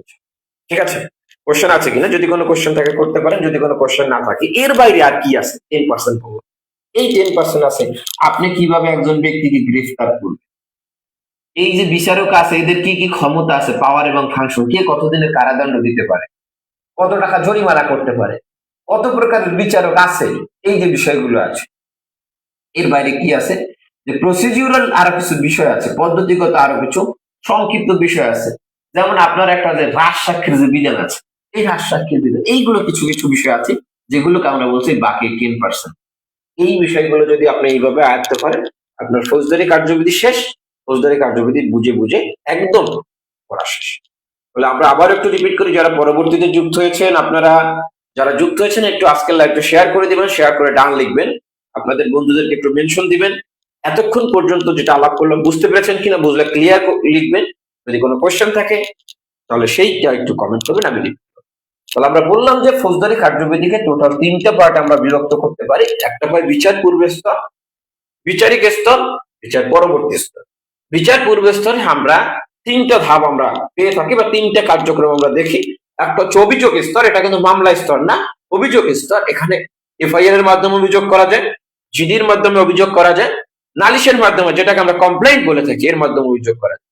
তদন্ত এই অভিযোগ কার্যক্রম গুলো পরিচালিত হলে আদালত চাইলে বা এফআইআর বা জিডির ক্ষেত্রে তদন্ত তো ম্যান্ডেটরি, আর আদালত চাইলে নালিশের ক্ষেত্রে তদন্ত দিবে, আমরা দেখবো। তাহলে তদন্ত কার্যক্রম একটা কার্যক্রম, এটা বিচারিক স্তরে হয় এবং এই কার্যক্রম গুলো যে আদালত পরিচালিত হয় সেগুলোকে আমরা বলে থাকি আমলি ম্যাজিস্ট্রেট। আর আমলে গ্রহণ করার আগ পর্যন্ত সব কার্যক্রমটা আমলি ম্যাজিস্ট্রেট। এরপর আমলে গ্রহণ করার পরে এটা বিচারিক ম্যাজিস্ট্রেটের কাছে পাঠায়। এই যে বিচারিক ম্যাজিস্ট্রেটের কাছে পাঠায়, আমলে গ্রহণ করে, এই বিচারিক স্তরে তখন পরে বিচারিক ম্যাজিস্ট্রেট এসে প্রথম চার্জ গঠন। এরপর হচ্ছে চার্জ গঠন করার পরে তিনি স্বাক্ষর দিন ধার্য করে, স্বাক্ষর দিন ধার্য করে যুক্তিতর্ক হয়। যদিও ফৌজদারি কার্যবিধির ম্যাজিস্ট্রেট আদালতের যুক্তিতর্ক নয়, সেশন আদালতের যুক্তিতর্ক আছে, কি আছে না আছে এটা আমরা শিখবো। এরপর হচ্ছে আদালতের রায় ঘোষণা। এই বিচারিক কার্যক্রম শেষ রায় ঘোষণার মাধ্যমে। এখন এখানে আমরা দেখি এবার তিন ধরনের বিচারিক কার্যক্রম পরিচালিত হয়। এগুলো আবার একটু আলাদা আলাদা। ম্যাজিস্ট্রেট এক ধরনের বিচারিক কার্যক্রম করে, সেশন এক ধরনের, খুব সূক্ষ্ম কিছু পার্থক্য আছে আমরা দেখবো। সংক্ষিপ্ত আর এক ধরনের বিচারিক কার্যক্রম পরিচালিত করে, তাদের পাওয়ার ফাংশন আবার একটু ভিন্ন ভিন্ন আছে। এই বিচারিক স্তর শেষ হওয়ার পরে বিচার পরবর্তী কার্যক্রম যেটা আসে, সেখানে প্রথম আসে যে রায়টা দিয়েছে সেটা কার্যকরের বিষয় আসে। এই রায়টা দিলে এটার একটা প্রভাব আসে, কি প্রভাব আসে সেটা দেখি। রায় দ্বারা সংক্ষেপ তুলে আপিল করা যায়, আপিল না করতে পারলে রিভিশন করা। এই হচ্ছে ফৌজদারি কার্যবিধি। একটা ফৌজদারি মামলা এইভাবেই পরিচালিত হয়, একটা ফৌজদারি মামলার জীবনে। আর এর বাইরে আমরা দেখলাম যে আরো কিছু বিষয় আছে, গ্রেফতার ক্ষমতা পদ্ধতি, এই যে বিষয়গুলো আছে এগুলো 10%। এই শেষ ফৌজদারি কাজ। এটা বুঝেছেন আশা করি, থ্যাংক ইউ। আপনাদের কোনো কোশ্চেন নাই। এখন আমি একটু কোশ্চেন করি, আপনিও দেখি যে কতটুকু বুঝেছেন এই বিষয়টা। যেহেতু আমরা বলছি যে আমরা এই এই এই বিষয়টা বুঝলে আপনার হচ্ছে ফৌজদারি কার্যবিধিটা পড়া একদম সহজ হবে। ঠিক আছে, 404 থেকে 431 কি কি বেশি বেশি ইম্পর্টেন্ট বলে দিব ক্লাসে, চাঁদনি বলে দিব, সমস্যা নাই। এটা তো যখন ওটা পড়াবো তখন বলে দিব। ঠিক আছে, 404 থেকে 431 কোন কোন ইম্পর্টেন্ট। আমরা এখন মূল পড়াশোনায় আসি, পড়াশোনার দিকে আসি। তাহলে দেখেন আমরা এই স্তরগুলো সাপেক্ষে আলাপ করব। প্রথমে আমরা দেখি আমরা যে বিচার পূর্ব কার্যক্রমটা দেখব। এই বিচার পূর্ব কার্যক্রমে একটা অভিযোগ নামে একটা আমরা বিষয় দেখেছি, সেই অভিযোগটা নিয়ে আমরা একটু আগে কথা। দেখেন আপনি টোটাল যা আলোচনা করতে সব বলে যান, সব বাদ দেন, কিছুই মনে রাখার দরকার নেই। এতক্ষণ যে বলেছি এখন একটু মনে রাখেন। ধরেন আপনার নাম খলিলুর রহমান, যিনি কমেন্ট করেছেন অন্যভাবে খলিলুর রহমান। এই যে খলিলুর রহমান আছে, এই খলিলুর রহমানকে যে কোনো একজন ব্যক্তি তার বিরুদ্ধে একটা অপরাধ করেছে। খলিলুর রহমানকে ধরেন একটা আঘাত করেছে। এখন খলিলুর রহমান আঘাত করেছে, তিনি ব্যথা পেয়েছেন, তিনি তার জাস্টিস চাচ্ছেন, ন্যায় বিচার চাচ্ছেন। তাহলে যেহেতু আঘাত করেছেন, তিনি ন্যায় বিচার চাচ্ছেন, তিনি দেখলেন যে আঘাত একটা অপরাধ পেনাল কোড অনুযায়ী, তাহলে আমি বিচার চাইতে পারি। এখন এই বিচারটা তিনি কিভাবে চাইছেন আমরা এটাই করি। অর্থাৎ বিচারটা যদি একজন ব্যক্তিকে চাইতে হয়, তাকে একটা অভিযোগ দায়ের করতে হবে। তাহলে একজন ব্যক্তি একটা ফৌজদারি মামলা শুরু করতে পারে তিনটা ভাবে শুরু করতে পারে। তাহলে প্রথম যেভাবে শুরু করতে পারে এটাকে আমরা বলি এফআইআর এর মাধ্যমে শুরু। তাহলে এফআইআর এর মাধ্যমে কোন অভিযোগ শুরু করবে? আমরা বললাম যে ওভারঅল দুইটা সেকশন এফআইআর নিয়ে কথা বলছে, 154 156। সেকশন 154টা নিয়ে আলাপ শুরু করি। এফআইআর বা ফার্স্ট ইনফরমেশন রিপোর্ট বললাম, বিচার পূর্ব স্তরে অভিযোগ কিভাবে আপনি করতে পারেন একটু দেখি। তিনটে স্তর বললাম, অভিযোগ স্তর, এরপরে বলেছে তদন্ত, এরপরে আমলে করুন। একটা অভিযোগটা দেখি। তাহলে অভিযোগ তিন ভাবে করা যায়। একটা হচ্ছে এফআইআর এর মাধ্যমে আপনি একটা অভিযোগ দিতে পারেন, এফআইআর এর মাধ্যমে একটা মামলা শুরু হতে পারে। তাহলে এফআইআর এর পূর্ণরূপ আপনারা জানেন, এফআইআর এর পূর্ণরূপ হচ্ছে first information report. First information report. এখন আপনাদের কাছে একটা প্রশ্ন, সেটা হচ্ছে ফৌজদারি কার্যবিধিতে 154 ধারায় এফআইআর শব্দটা কয়বার আছে বলেন তো? বা ফৌজদারি কার্যবিধিতে এফআইআর শব্দটা ফৌজদারি কার্যবিধির কোথায় আছে এটা বলেন। ফৌজদারি কার্যবিধির কোথায় এফআইআর শব্দটা আছে? তাহলে দেখেন, কোশ্চেনটা বুঝতে পেরেছেন। ফার্স্ট ইনফরমেশন রিপোর্ট, এই যে ফার্স্ট ইনফরমেশন রিপোর্ট আছে, এই ফার্স্ট ইনফরমেশন রিপোর্ট আপনি তাহলে কিভাবে করবেন? ফার্স্ট ইনফরমেশন রিপোর্ট হওয়ার আগে আপনাকে একটা শর্ত পূরণ করতে হবে। শর্তটা হচ্ছে এই যে ফার্স্ট ইনফরমেশন আপনি চাইলে সব জায়গায় এফআইআর করতে পারবেন। ওকে, প্রথম যে শর্তটা পূরণ করতে হবে সেটা হচ্ছে আমলযোগ্য অপরাধ হতে হবে। আমলযোগ্য অপরাধ, ঠিক আছে? তাহলে কি হতে হবে? আমলযোগ্য অপরাধ হতে হবে। যদি আমলযোগ্য অপরাধ হয় তখনই আপনার এই অভিযোগটা আদালত, এই মানে পুলিশ ফার্স্ট ইনফরমেশন রিপোর্ট হিসেবে গ্রহণ করতে পারে, ঠিক আছে? তাহলে যদি আমলযোগ্য অপরাধটা সব হয়, তাহলে এই আমলযোগ্য অপরাধ যেটা আমরা কিভাবে বুঝবো? আমাদের এই সিআরপিসি তে একটা শিডিউল আছে, শিডিউল 2। এই শিডিউল 2 এর 8টা কলাম আছে। এই 8টা কলামের 3 নম্বর কলামে বলা আছে আমলযোগ্য অপরাধ কোনগুলো, আমল অযোগ্য অপরাধ কোনগুলো। এখন ধরেন আপনাকে মেরেছে, মাইরটা একটু ওই কড়া মাইর হয়েছে। কড়া মাইর বলতে হচ্ছে আপনার হাড্ডি টাড্ডি ভেঙে গেছে, দেখা গেল অপরাধটা আমলযোগ্য হয়ে গেল। আপনি এফআইআর করতে আসলে আদালত আপনার এফআইআর, কিন্তু মাইরটা তো করা হয় নাই, তাহলে আপনার এফআইআরটা নিবে না। কেন? ওটা আমলযোগ্য অপরাধ না। তাহলে দেখেন, অপরাধটা যদি আমলযোগ্য অপরাধ হয়, ধরেন আপনি একজনকে হুমকি দিলেন, এটা আমলযোগ্য অপরাধ না, এটা সরাসরি এফআইআর নেওয়ার সুযোগ নেই। বুঝতে পেরেছেন? তাহলে অপরাধটা যদি আমলযোগ্য অপরাধ হয়, এই আমলযোগ্য অপরাধ হলে আপনি এফআইআর করতে পারবেন। এখন এই এফআইআর করবেন আপনি কার কাছে? এখানে দেখবেন সেকশন 154 তে বলছে অফিসার ইনচার্জ, অর্থাৎ থানার যে ভারপ্রাপ্ত কর্মকর্তা আছেন, থানার যে ভারপ্রাপ্ত কর্মকর্তা যাকে আমরা বলি ওসি বা অফিসার ইনচার্জ, এই ওসির কাছে আপনি ইনফরমেশন দিবেন। ওসি না থাকলে তার ওই রেকর্ড করার যে সংশ্লিষ্ট কর্মকর্তা আছে তার কাছে এই যে ইনফরমেশনটা দিবেন, এইটা আপনি দুই ভাবে 154 ধারা অনুযায়ী দিতে পারেন। কয় ভাবে দিতে পারেন? দুই ভাবে দিতে পারেন। একটা দিতে পারেন মৌখিক আকারে দিতে পারেন, আর একটা দিতে পারেন লিখিত আকারে, ঠিক আছে?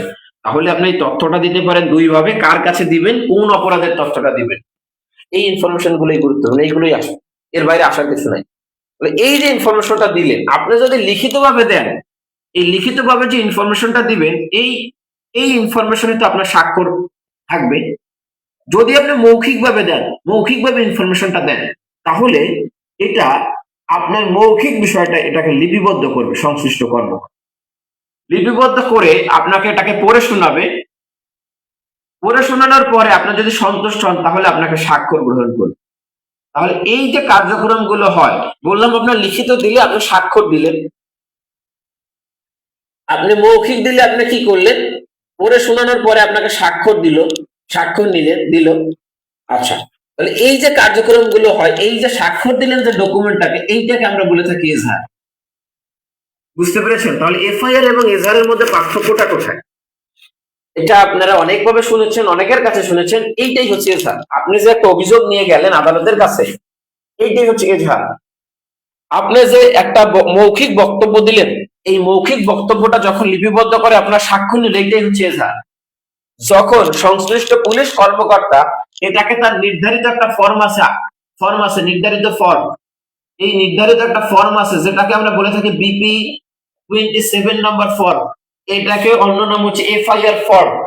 এই যে এফআইআর ফর্মে যখন আপনার ইনফরমেশনটা তুললো তখন এইটাকে আমরা বলে থাকি এই হচ্ছে FIR। তাহলে পার্থক্যটা এইখানে, একটা হচ্ছে আপনি আমলযোগ্য অপরাধের একটা ইনফরমেশন দিলেন, সেটা এজাহার। যখন এটা নির্ধারিত ফর্মে তুলবে তখন সেটা এফআইআর। এবং এফআইআর এর একটা নির্ধারিত ফর্ম আছে, আমার সামনে এফআইআর এর একটা কপি ছিল, দাঁড়ান, টেবিলে একটা কপি আছে।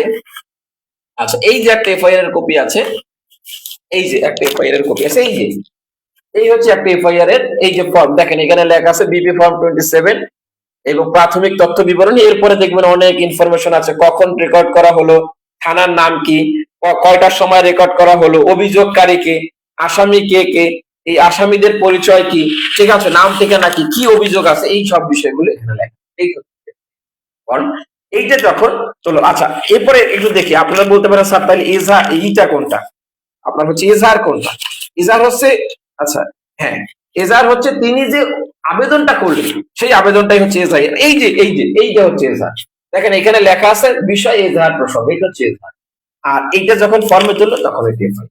এজাহারে কার স্বাক্ষর থাকবে? যিনি অভিযোগটা করেন তার স্বাক্ষর, ঠিক আছে, যিনি ইনফরমেন্ট বলা হয়, যিনি সংবাদদাতা, তাকে তার স্বাক্ষর থাকবে। ঠিক আছে, আশা করি জিনিসটা বুঝতে পেরেছেন।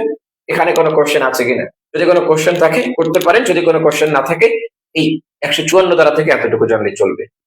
ফার্স্ট ইনফরমেশন রিপোর্ট শব্দটা 154 ধারায় নাই, এটা হচ্ছে পুলিশ বেঙ্গল রেগুলেশন যেটা আছে সেখান থেকে নেয়া। আর এখানে যে ফার্স্ট ইনফরমেশন শব্দটা নাই, এখানে আমলযোগ্য অপরাধের তথ্য, এখানে বলছে আমলযোগ্য অপরাধের তথ্য কিভাবে লিপিবদ্ধ করবে, এই নিয়মটা বলা 154। ফার্স্ট ইনফরমেশন শব্দটা 154 ধারায় নাই। আপনারা যারা উত্তর কোশ্চেন পেরেছেন, তাহলে আমরা দেখলাম যে আমলযোগ্য অপরাধের তথ্য কত ধারা অনুযায়ী রেকর্ড করতে হবে, কি কিভাবে প্রদান করা হয়, এজাহার কোনটাকে বলি, এফআইআর কোনটাকে বলি, এজাহারটা কি কিভাবে দেয়া যায়, কার স্বাক্ষর থাকবে এজাহারে, এফআইআরটা কত নম্বর ফর্মে তুলতে হবে, এই হচ্ছে শেষ। এখন যখন একটা তথ্য পেল, এই তথ্যটা আপনি দিলেন পুলিশের কাছে।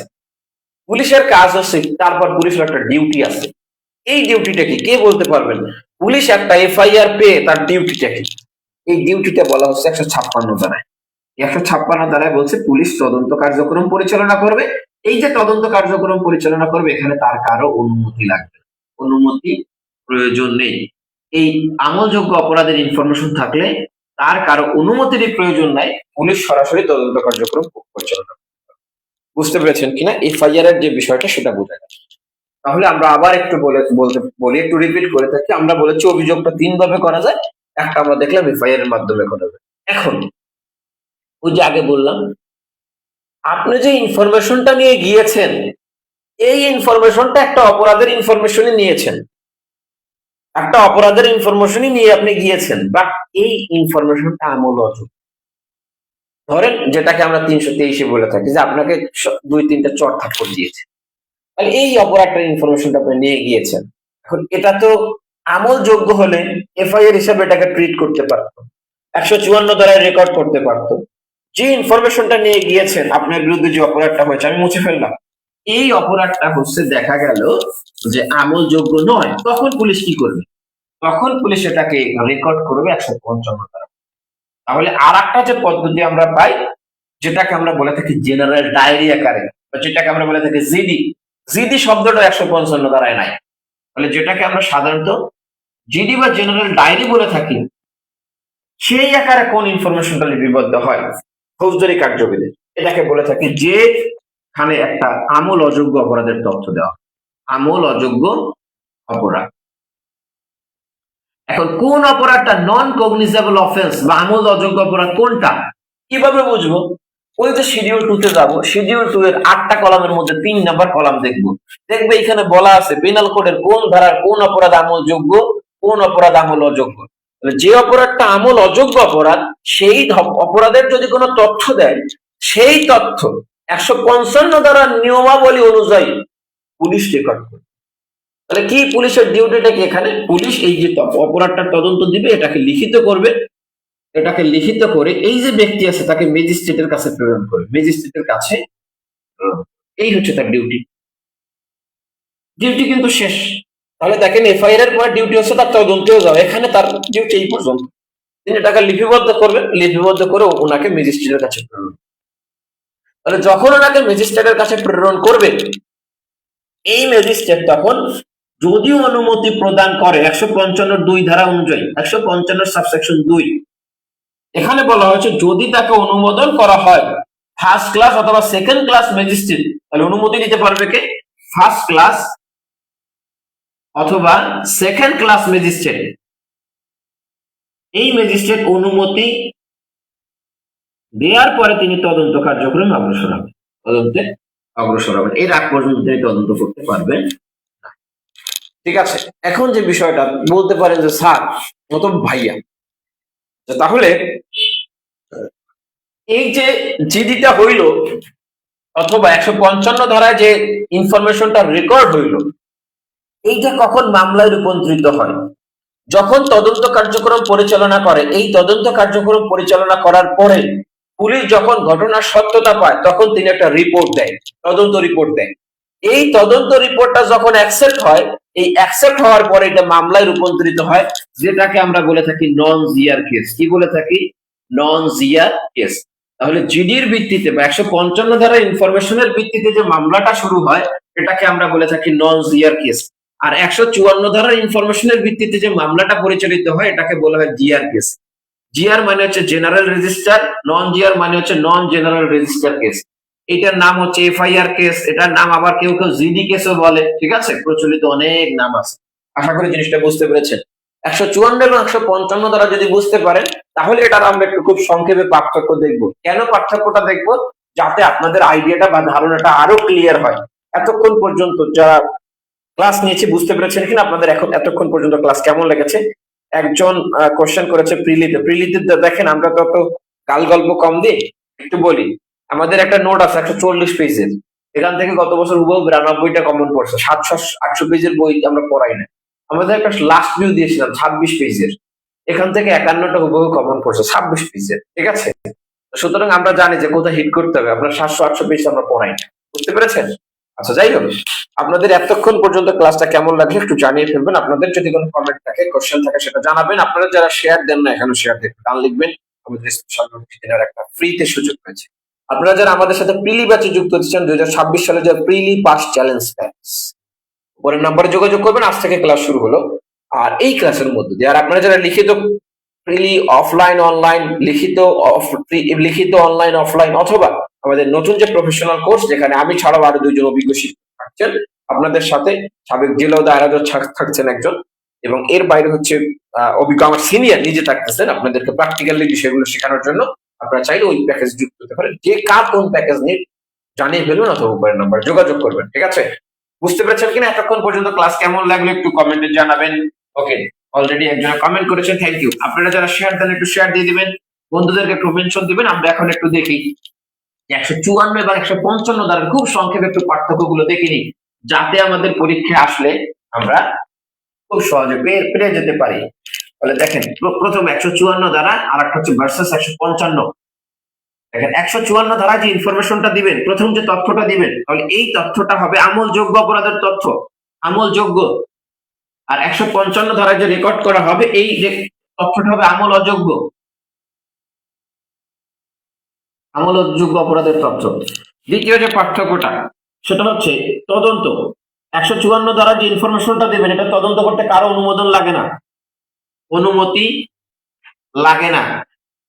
আর 155 ধারার তথ্য ইনফরমেশনটা অনুমতি লাগে। কার কার অনুমতি লাগে? ফার্স্ট ক্লাস অথবা সেকেন্ড ক্লাস যে ম্যাজিস্ট্রেট আছে, ফার্স্ট ক্লাস অথবা সেকেন্ড ক্লাস ম্যাজিস্ট্রেটের অনুমোদন ব্যতীত কি করতে পারবে না? সামনে অগ্রসর হতে পারবে না। 3 নাম্বার ফর্ম। 154 ধারায় যে আপনার হচ্ছে যে ফর্মে তোলা হয় 154 ধারা অনুযায়ী, এই ফর্মটাকে আমরা বলে থাকি বিপি 27 নাম্বার ফর্ম। 155 দ্বারা যে ফর্মটা তোলা হয় এটাকে বলে থাকি বিপি 65 নাম্বার ফর্ম। ঠিক আছে, আচ্ছা। এরপরে চতুর্থ নাম্বার যে পার্থক্যটা সেটা হচ্ছে এটাকে আপনার হচ্ছে নাম। 154 ধারায় অনুযায়ী যে ইনফরমেশনটা রেকর্ড যেখানে করা হয় এটাকে আমরা বলে থাকি এফআইআর হয়েছে। 155 ধারায় এটাকে আমরা বলে থাকি জিডি হয়েছে। মামলা, এই 154 ধারা ইনফরমেশনের ভিত্তিতে যে মামলা হয় এই মামলাটাকে আমরা বলে থাকি জিআর মামলা। 155 ধারার ভিত্তিতে যে মামলা হয় এটাকে আমরা বলে থাকি নন জিআর মামলা। ঠিক আছে, তাহলে মোটামুটি বেসিক্যালি আপনাকে এতটুকু পার্থক্য দেখলেই চলবে। তাহলে আমরা দেখলাম তথ্য 154 155 ধারায় কোন তথ্য দিবেন, তদন্ত কে করবে, মানে অনুমোদন লাগবে কিনা, ফর্ম, নাম, মামলা, ঠিক আছে, এইসব বিষয় জানলে চলবে। আশা করি জিনিসটা বুঝতে পেরেছেন। এটা যদি বোঝা যায় তাহলে আমরা বললাম আর একটা ভাবে আপনি একটা অভিযোগের পর্যায়ে একটা বিষয়ে থাকে, সেই বিষয়টা একটু দেখে। নাহিদ হাসান অনেকদিন দেখা নাই, ঘটনা কি নাহিদ ভাই? নেপাল টেপাল ঘুরে আসলেন? ওকে, আপনাদের ফ্রেন্ডদের একটু মেনশন দিবেন যারা পরবর্তীতে বার কাউন্সিল পরীক্ষার্থী আছেন। আমাদের উদ্দেশ্য হচ্ছে যেহেতু free class, maximum numbers of student আমাদের মাধ্যমে উপকৃত হবে। তাহলে আমরা একটু চলে যাই। ধরেন অনেক সময় দেখা যায়, এটা প্র্যাকটিক্যালি বলি, যে আপনার যে মামলাটা আপনি করতে চাচ্ছেন, মামলাটা পুলিশও নিচ্ছে না, আপনি জিডি আকারেও নিচ্ছে না, আপনার মামলা আকারেও আপনার তথ্য নিচ্ছে না, বা পুলিশের কাছে আপনি কোন ইনফরমেশনই দিতে পারছেন, এটা হয় স্বাভাবিক। তখন আপনি আর একটা কাজ করতে পারেন, সেটা হচ্ছে আপনি নালিশ আকার একটা মামলা করতে পারেন, বা নালিশ আকার একটা অভিযোগ দায়ের করতে পারেন। তাহলে আমরা এখন একটু দেখবো নালিশি অভিযোগ নিয়ে আমরা কথা বলবো। এখন প্রশ্নটা হলো, আপনাদের কাছে একটু প্রশ্ন বলি, নালিশ, তাহলে এই নালিশি মামলা নিয়ে একটু কথা বলো। আপনাদের কাছে একটা প্রশ্ন, সেটা হচ্ছে বলেন যে এফআইআর এর ক্ষেত্রে দেখলাম কগনিজেবল অফেন্স হতে হবে, জিডির ক্ষেত্রে দেখলাম নন কগনিজেবল অফেন্স হতে হবে, নালিশের ক্ষেত্রে কোনটা হতে হবে, কগনিজেবল নাকি নন কগনিজেবল? যদি কগনিজেবল হয় সি কমেন্ট করেন, যদি নন কগনিজেবল হয় তাহলে এন কমেন্ট করেন। ঠিক আছে, সি এন দেখি কে দিবে। মানে নালিশ, নালিশের মাধ্যমে আপনি একটা অভিযোগ দায়ের করতে পারেন। যদি নালিশের মাধ্যমে আপনি অভিযোগ দায়ের করতে চান, তাহলে এই অভিযোগটা দায়ের করতে হবে ফৌজদারি কার্যবিধির সেকশন 200। এখন এই 200 দ্বারা যে আপনি নালিশটা করতে পারেন, এই নালিশটা আপনি কিভাবে করতে পারেন? দুই ভাবেই করতে পারেন, ওই যে লিখিত, মৌখিক। তাহলে ফৌজদারি কার্যবিধির 200 দ্বারা আপনি চাইলে লিখিত নালিশও করতে পারেন, আবার চাইলে আপনি কি করতে পারেন, মৌখিক নালিশও করতে পারেন। এখন ফৌজদারি কার্যবিধির 200 দ্বারা একটা বিধান বলা আছে। বিধানটা হচ্ছে, এই ম্যাজিস্ট্রেটের যার কাছে আপনি নালিশটা করতে আসছেন, আপনার সহ যে সকল সাক্ষী আছে, তাহলে অভিযোগকারী এই 200 ধারায় যে নালিশ করে তাকে বলা হয় অভিযোগকারী, কমপ্লেইন্যান্ট। আর আপনার হচ্ছে 154 ধারায় যে করে তাকে বলা হয় ইনফরম্যান্ট, সংবাদদাতা। 155 ধারায় যেটা আছে এটাকে ইনফরম্যান্ট, সংবাদদাতা, আর এটাকে বলা হয় কমপ্লেইন্যান্ট। কি কমপ্লেইন্যান্ট মানে হচ্ছে নালিশকারী। এই যিনি নালিশটা করেছেন, এই নালিশকারী আছেন, সেই নালিশকারী এবং এর যারা সাক্ষী আছেন, সেই সাক্ষীদের শুধু জবানবন্দি না, সাক্ষীদের শপথ পূর্বক জবানবন্দি পাঠ করাবেন। শপথ পূর্বক জবানবন্দি তিনি পাঠ করাবেন। এই শপথ পূর্বক জবানবন্দি পাঠ করানোর পরে ম্যাজিস্ট্রেট এই বিষয়টাকে রেকর্ড করবেন, বা ম্যাজিস্ট্রেট এই জবানবন্দিটাকে লিপিবদ্ধ করে এটাকে রেকর্ড করবেন। ঠিক আছে, এখন এই যে জবানবন্দিটা লিখবেন, এই জবানবন্দিটায় মনে রাখবেন যে এই জবানবন্দি গ্রহণ করার পরে ম্যাজিস্ট্রেট এটাকে লিপিবদ্ধ করবেন। প্র্যাকটিক্যালি কোর্ট এইটাই হয়, লিপিবদ্ধ করেন। এই লিপিবদ্ধ করার পরে আপনার হচ্ছে যে ম্যাজিস্ট্রেট এটাকে রেকর্ড করার পরে এই যে নালিশকারী থাকে, সেই নালিশকারীর স্বাক্ষর গ্রহণ করে, নালিশকারীর স্বাক্ষর গ্রহণ করে, এবং এই যিনি ম্যাজিস্ট্রেট থাকেন সেই ম্যাজিস্ট্রেট নিজে স্বাক্ষর প্রদান করে। এইভাবে হচ্ছে একটা নালিশ রেকর্ড হয়।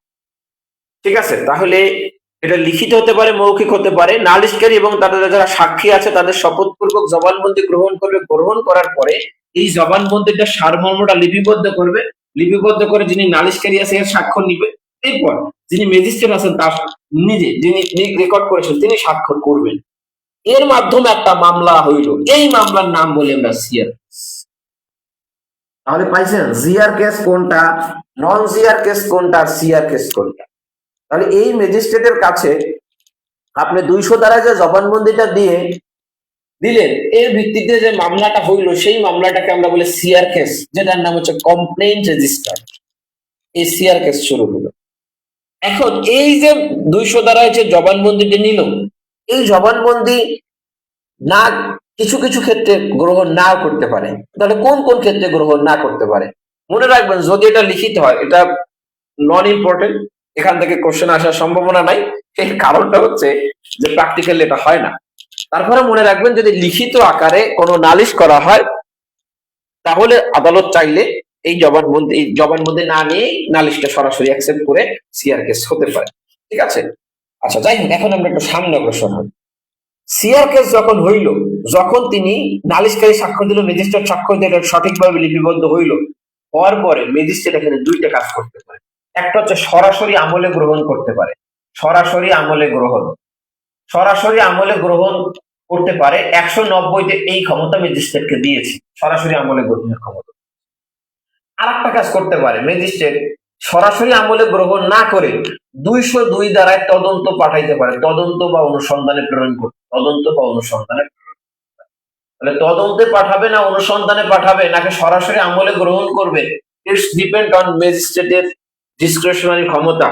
ম্যাজিস্ট্রেট মামলার ঘটনার প্রেক্ষিত পরিস্থিতি বিবেচনা করে তিনি সিদ্ধান্ত নেবেন যে তার এটাকে তদন্তে পাঠানো উচিত নাকি তার সরাসরি আমলে গ্রহণ করা। এই নালিশ করতে আসছে, নালিশ গ্রহণ না করে ম্যাজিস্ট্রেট আর একটা কাজ করতে, নালিশ গ্রহণ না করে, নালিশ করতে আসছে, নালিশ গ্রহণ না করে ম্যাজিস্ট্রেট 156(3) ধারা অনুযায়ী এফআইআর হিসাবে গ্রহণ, এফআইআর হিসাবে রেকর্ড করার আদেশ দিতে পারে, এফআইআর হিসাবে রেকর্ডের জন্য প্রেরণ করতে পারে, রেকর্ডের জন্য প্রেরণ, এফআইআর হিসাবে রেকর্ডের জন্য প্রেরণ করতে পারে পুলিশের। বুঝতে পেরেছেন? তাহলে দেখেন ভালো জিনিস, আপনার নালিশ করতে আসছেন, ম্যাজিস্ট্রেট মনে করছে যে এটা এফআইআর হওয়া প্রয়োজন, তিনি 156(3) অনুযায়ী পাঠাই দিলেন যে পুলিশের কাছে, এটাকে এফআইআর হিসেবে ট্রিট করেন, এটা এফআইআর হিসেবে গ্রহণ করেন। আপনি নালিশ করতে আসছেন, ম্যাজিস্ট্রেট সবকিছু বিবেচনায় দেখলো যে এটাকে ওয়ারেন্ট দেওয়া উচিত, এর আমলে গ্রহণ করে নেওয়া উচিত, ম্যাজিস্ট্রেট সরাসরি আমলে গ্রহণ করে নিয়ে ওয়ারেন্ট বা সমন দিয়ে। আপনি নালিশ করতে আসছেন, ম্যাজিস্ট্রেটের মনে হলো যে না এইখানে তদন্ত বা অনুসন্ধানে প্রেরণ করা উচিত, তিনি তদন্ত বা অনুসন্ধানে।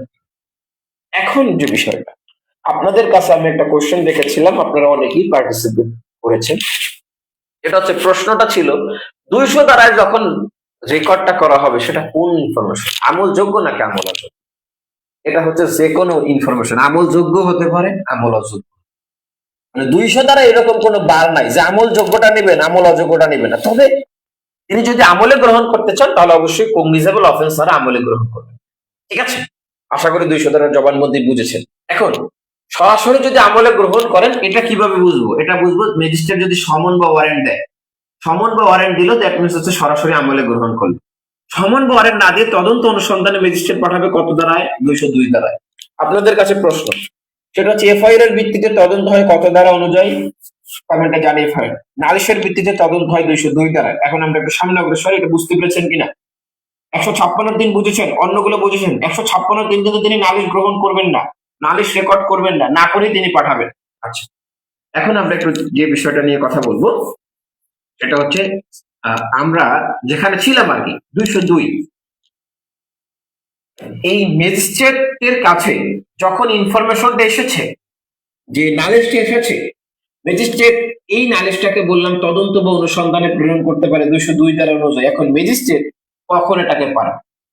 বলছে ম্যাজিস্ট্রেট যদি দেখেন যে এই বিষয়টা সত্যতা নির্ধারণ প্রয়োজন, সত্যতা নির্ধারণ প্রয়োজন যে নালিশটা এসেছে এটা, তাহলে ম্যাজিস্ট্রেট, অথবা যদি দেখা যায় এটা আমল অযোগ্য, তখন ম্যাজিস্ট্রেট তদন্ত বা অনুসন্ধানে পাঠাতে পারবে। কি? ম্যাজিস্ট্রেট নিজে অনুসন্ধান করতে পারে, নিজে অনুসন্ধান। তাহলে ম্যাজিস্ট্রেট নিজে অনুসন্ধান করতে পারবে।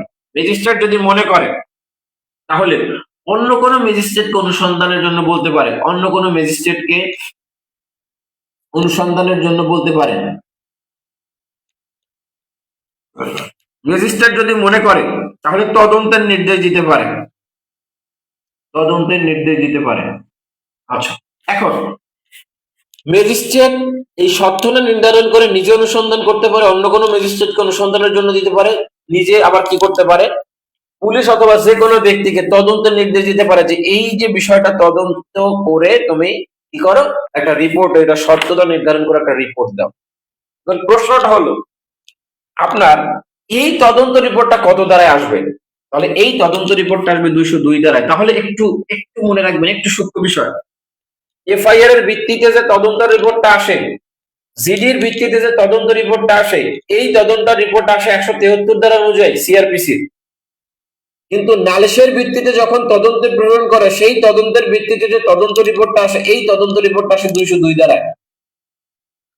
202 ধারায় যখন তদন্ত রিপোর্টটা আসে, এই তদন্ত রিপোর্টটা ম্যাজিস্ট্রেট যদি দেখে যে এই বিষয়ের সত্যতা পাওয়া গেছে, তাহলে ম্যাজিস্ট্রেট এটাকে আমলে গ্রহণ করতে পারে। যদি ম্যাজিস্ট্রেট দেখে যে তদন্তের পরে সত্যতা পাওয়া যায় নাই, তাহলে 203 ধারায় খারিজ করতে পারে।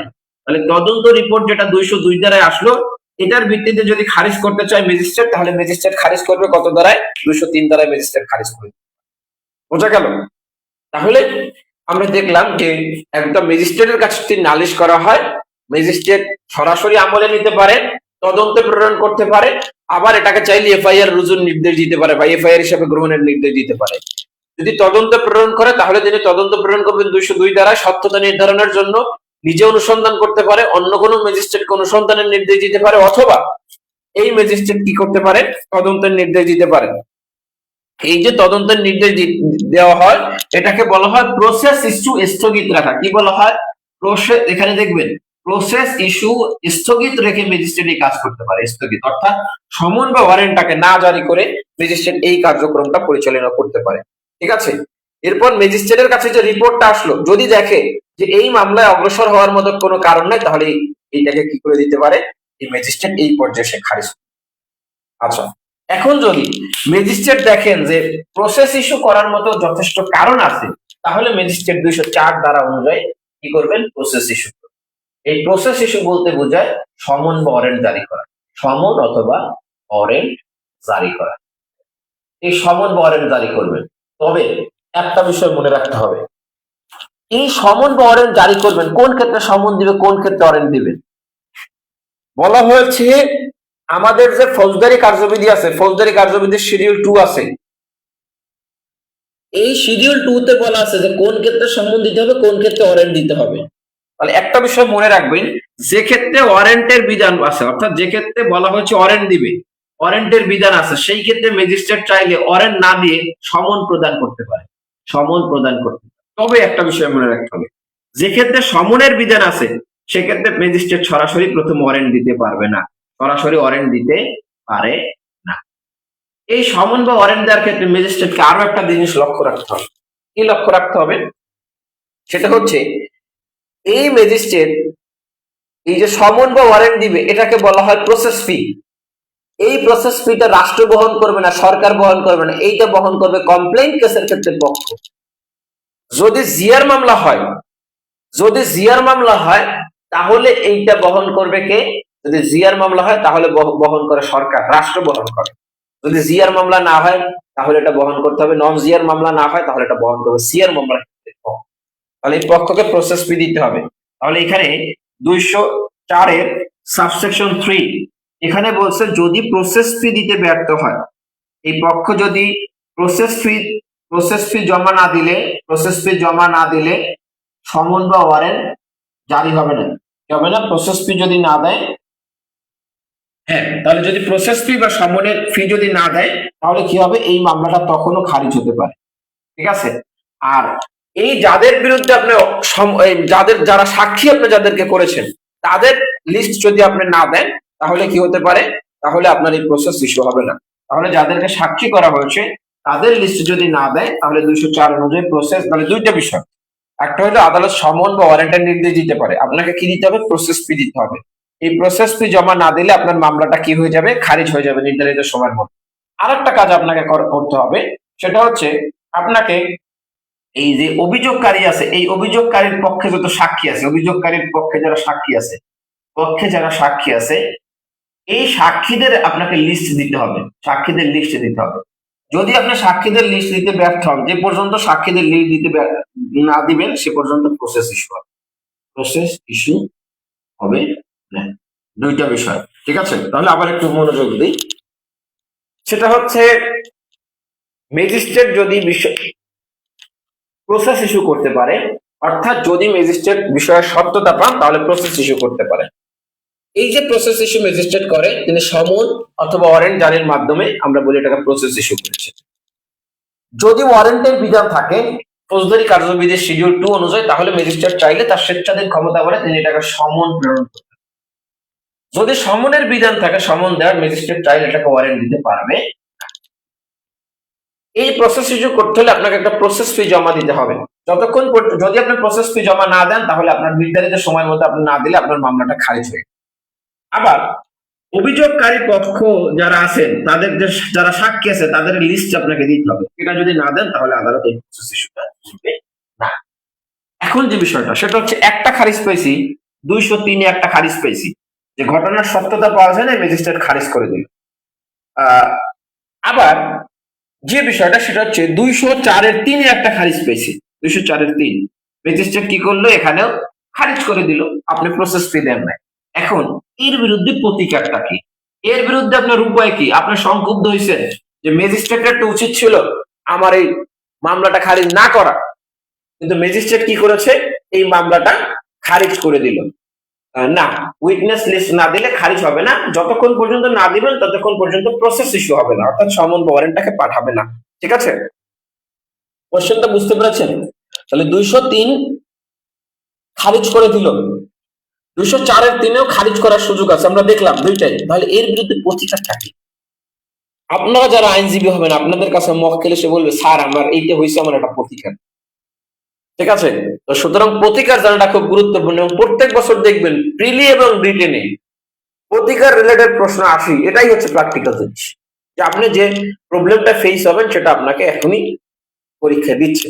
আচ্ছা, তাহলে আবারও বলি, আপনাদের যে সকল বন্ধুরা আছেন যারা বার কাউন্সিল প্রিলি প্রস্তুতি নিতে যাচ্ছেন, একটা লং টাইম এবং স্ট্রং বেসিক প্রস্তুতি, এবং যারা হচ্ছে আইনটাকে শিখতে চাচ্ছেন তারা আমাদের সাথে যোগাযোগ করতে পারেন উপরের নাম্বারে। আজকের ক্লাসের মধ্য দিয়ে আমাদের বার কাউন্সিল প্রিলি ফার্স্ট চ্যালেঞ্জ প্যাকেজের ক্লাস শুরু হয়েছে। নোট, মডেল টেস্ট, এক্সামের আগ পর্যন্ত ক্লাস। যারা অফলাইনে ক্লাস করতে চান তারা আগামীকালকে অফলাইন ক্লাস আছে, ফ্রি ক্লাসে যুক্ত আগামীকালকে। আর যারা হচ্ছে প্রফেশনাল কোর্স করতে চান তারা উপরের নাম্বারে যোগাযোগ করতে পারেন 15 তারিখ থেকে। আচ্ছা, তাহলে আপনারা বলছেন রিভিশন করবেন। হ্যাঁ, এটা প্রতিকার হচ্ছে রিভিশন। আপনাদের আজকে একটা টেকনিক শিখাই দিন, এটাই বুঝবেন যে কখন আপিল করবেন কখন রিভিশন করবেন। ঠিক আছে, দেখেন টেকনিকটা হচ্ছে চার্জ গঠন হয়ে গেল, চার্জ গঠনের পরে যা হবে, চার্জ গঠনের পর যদি কোনো প্রতিকার চাইতে হয়, সেই প্রতিকারটা, অর্থাৎ চার্জ গঠনের পরে মামলা খারিজ হলো, চার্জ গঠনের পরে কাউকে খালাস দিল, ঠিক আছে, মানে চার্জ গঠনের পরে যদি আপনাকে প্রতিকার চাইতে হয় তাহলে সাধারণত এই প্রতিকারটা আমরা আপিল আকারে চাই, অর্থাৎ খালাস দিলে খারিজ হলে আপিল আকারে চাই। আর চার্জ গঠনের পূর্বে যদি সাধারণত আমরা কোনো প্রতিকার চাই তাহলে এটা আমরা কি চাই, রিভিশন আকারে। ঠিক আছে, অর্থাৎ যদি কোনো দণ্ড দেয় অথবা খালাস দেয় তাহলে এর বিরুদ্ধে প্রতিকার হচ্ছে আপিল। দণ্ড বা খালাস না দিলে এর বিরুদ্ধে প্রতিকার হচ্ছে রিভিশন। অর্থাৎ চার্জ গঠনের আগে সাধারণত আমরা যা হয় সেগুলোর বিরুদ্ধে রিভিশন করি, আর চার্জ গঠনের পরে দণ্ড বা খালাস দিলে, খারিজ করলে যা করুক এর বিরুদ্ধে করি। ঠিক আছে, আশা করি বুঝতে পেরেছি। এখন আমরা একটু এর বাইরেও আরো অনেক কিছু আছে, এগুলো আমরা পরে শিখি। আপাতত বেসিক যতটুকু জানা প্রয়োজন, যতটুকু আমাদের পরীক্ষার জন্য এবং প্র্যাকটিক্যাল ধারণা পাওয়ার জন্য জানা প্রয়োজন ততটুকু আমরা জানি। এখন আরেকটা বিষয়, যদি দেখা যায় আমরা বলেছি আপনি চাইলে একটা নালিশ 3 ভাবে দায়ের করতে পারেন। এখন লোক যদি খুব বুদ্ধিমান হয় তাহলে সে দেখা গেল একটা এফআইআর দায়ের করছে, এরপর আবার একটা নালিশ করছে। এরকম হয় না যে আপনি আগে একটা এফআইআর দায়ের করেছেন আবার একটা নালিশ করেছেন, অথবা দেখা গেল আপনাকে নালিশ করছেন তারপরে এফআইআর দায়ের করেছেন, এইভাবে যদি হয় তাহলে এই রকমের যদি একটা বিষয় থাকে যে পুলিশের যে তদন্ত কার্যক্রম চলমান আছে, আপনি এরপর একটা নালিশি মামলা দায়ের করছেন, তাহলে অবস্থাটা কি হবে এই বিষয় নিয়ে বলছে 205 ডি। তাহলে বলছে যদি তদন্ত চলমান থাকে এবং এই একই বিষয় নিয়ে যদি নালিশ করা হয়, একই বিষয় নিয়ে যদি নালিশ হয়, তাহলে এর বিরুদ্ধে আপনার কি কাজটা এর বিরুদ্ধে হবে, কি কাজ করা যাবে। 205 ডিতে বলছে যদি এই কার্যক্রম হয় তাহলে ম্যাজিস্ট্রেট কি পদ্ধতি অনুসরণ, ম্যাজিস্ট্রেট তার কার্যক্রম স্থগিত রেখে তিনি এই পুলিশের কাছে রিপোর্ট ক্লেম করবেন, পুলিশের কাছে রিপোর্ট চাইবেন, এবং এই পুলিশের রিপোর্টটা তিনি যদি অ্যাকসেপ্ট করেন তাহলে ধরে নেওয়া হবে যে পুলিশের রিপোর্টের ভিত্তিতেই মামলাটা পরিচালিত হবে, রিপোর্টের ভিত্তিতে মামলা পরিচালিত হচ্ছে, ভিত্তিতে মামলা চলবে। অর্থাৎ তিনি যদি এই আর কার্যক্রম স্থগিত করবেন, পুলিশের কাছে রিপোর্ট চাইবেন, রিপোর্টের ভিত্তিতে তিনি যদি সন্তুষ্ট হয় তাহলে রিপোর্টের ভিত্তিতে মামলাটা চলবে, এই সিআর মামলার আর কোনো অস্তিত্ব থাকবে না, অর্থাৎ এই যে সিআর মামলাটা করেছেন সেটা এই জিআর মামলার সাথে কনভার্টেড হবে। তাহলে বললাম, যদি একটা জিআর মামলা চলমান থাকা অবস্থায় বা একটা তদন্ত কার্যক্রম চলা অবস্থায় যদি একটা সিআর মামলা হয় তাহলে কার্যক্রম নেই। এখন যে বিষয়টা সেটা হচ্ছে, যদি এই রকমের অবস্থা হয় যে এই যে মামলাটা করেছে, পুলিশ যে রিপোর্ট দিয়েছে, এই সিআর মামলার যে আসামি আছে এদের সাথে সম্পৃক্ত না, তাহলে বিধান বলা আছে 205 D3-তে, 205 D সাবসেকশন 3, এখানে বলা আছে, বলেছে পুলিশ কর্মকর্তার রিপোর্টে ম্যাজিস্ট্রেটের নিকট বিচারাধীন মামলা অভিযুক্ত ব্যক্তির সাথে সম্পর্কিত না হলে, তাহলে বলছে এই পুলিশের রিপোর্ট দিল, সেই পুলিশের রিপোর্টে ম্যাজিস্ট্রেটের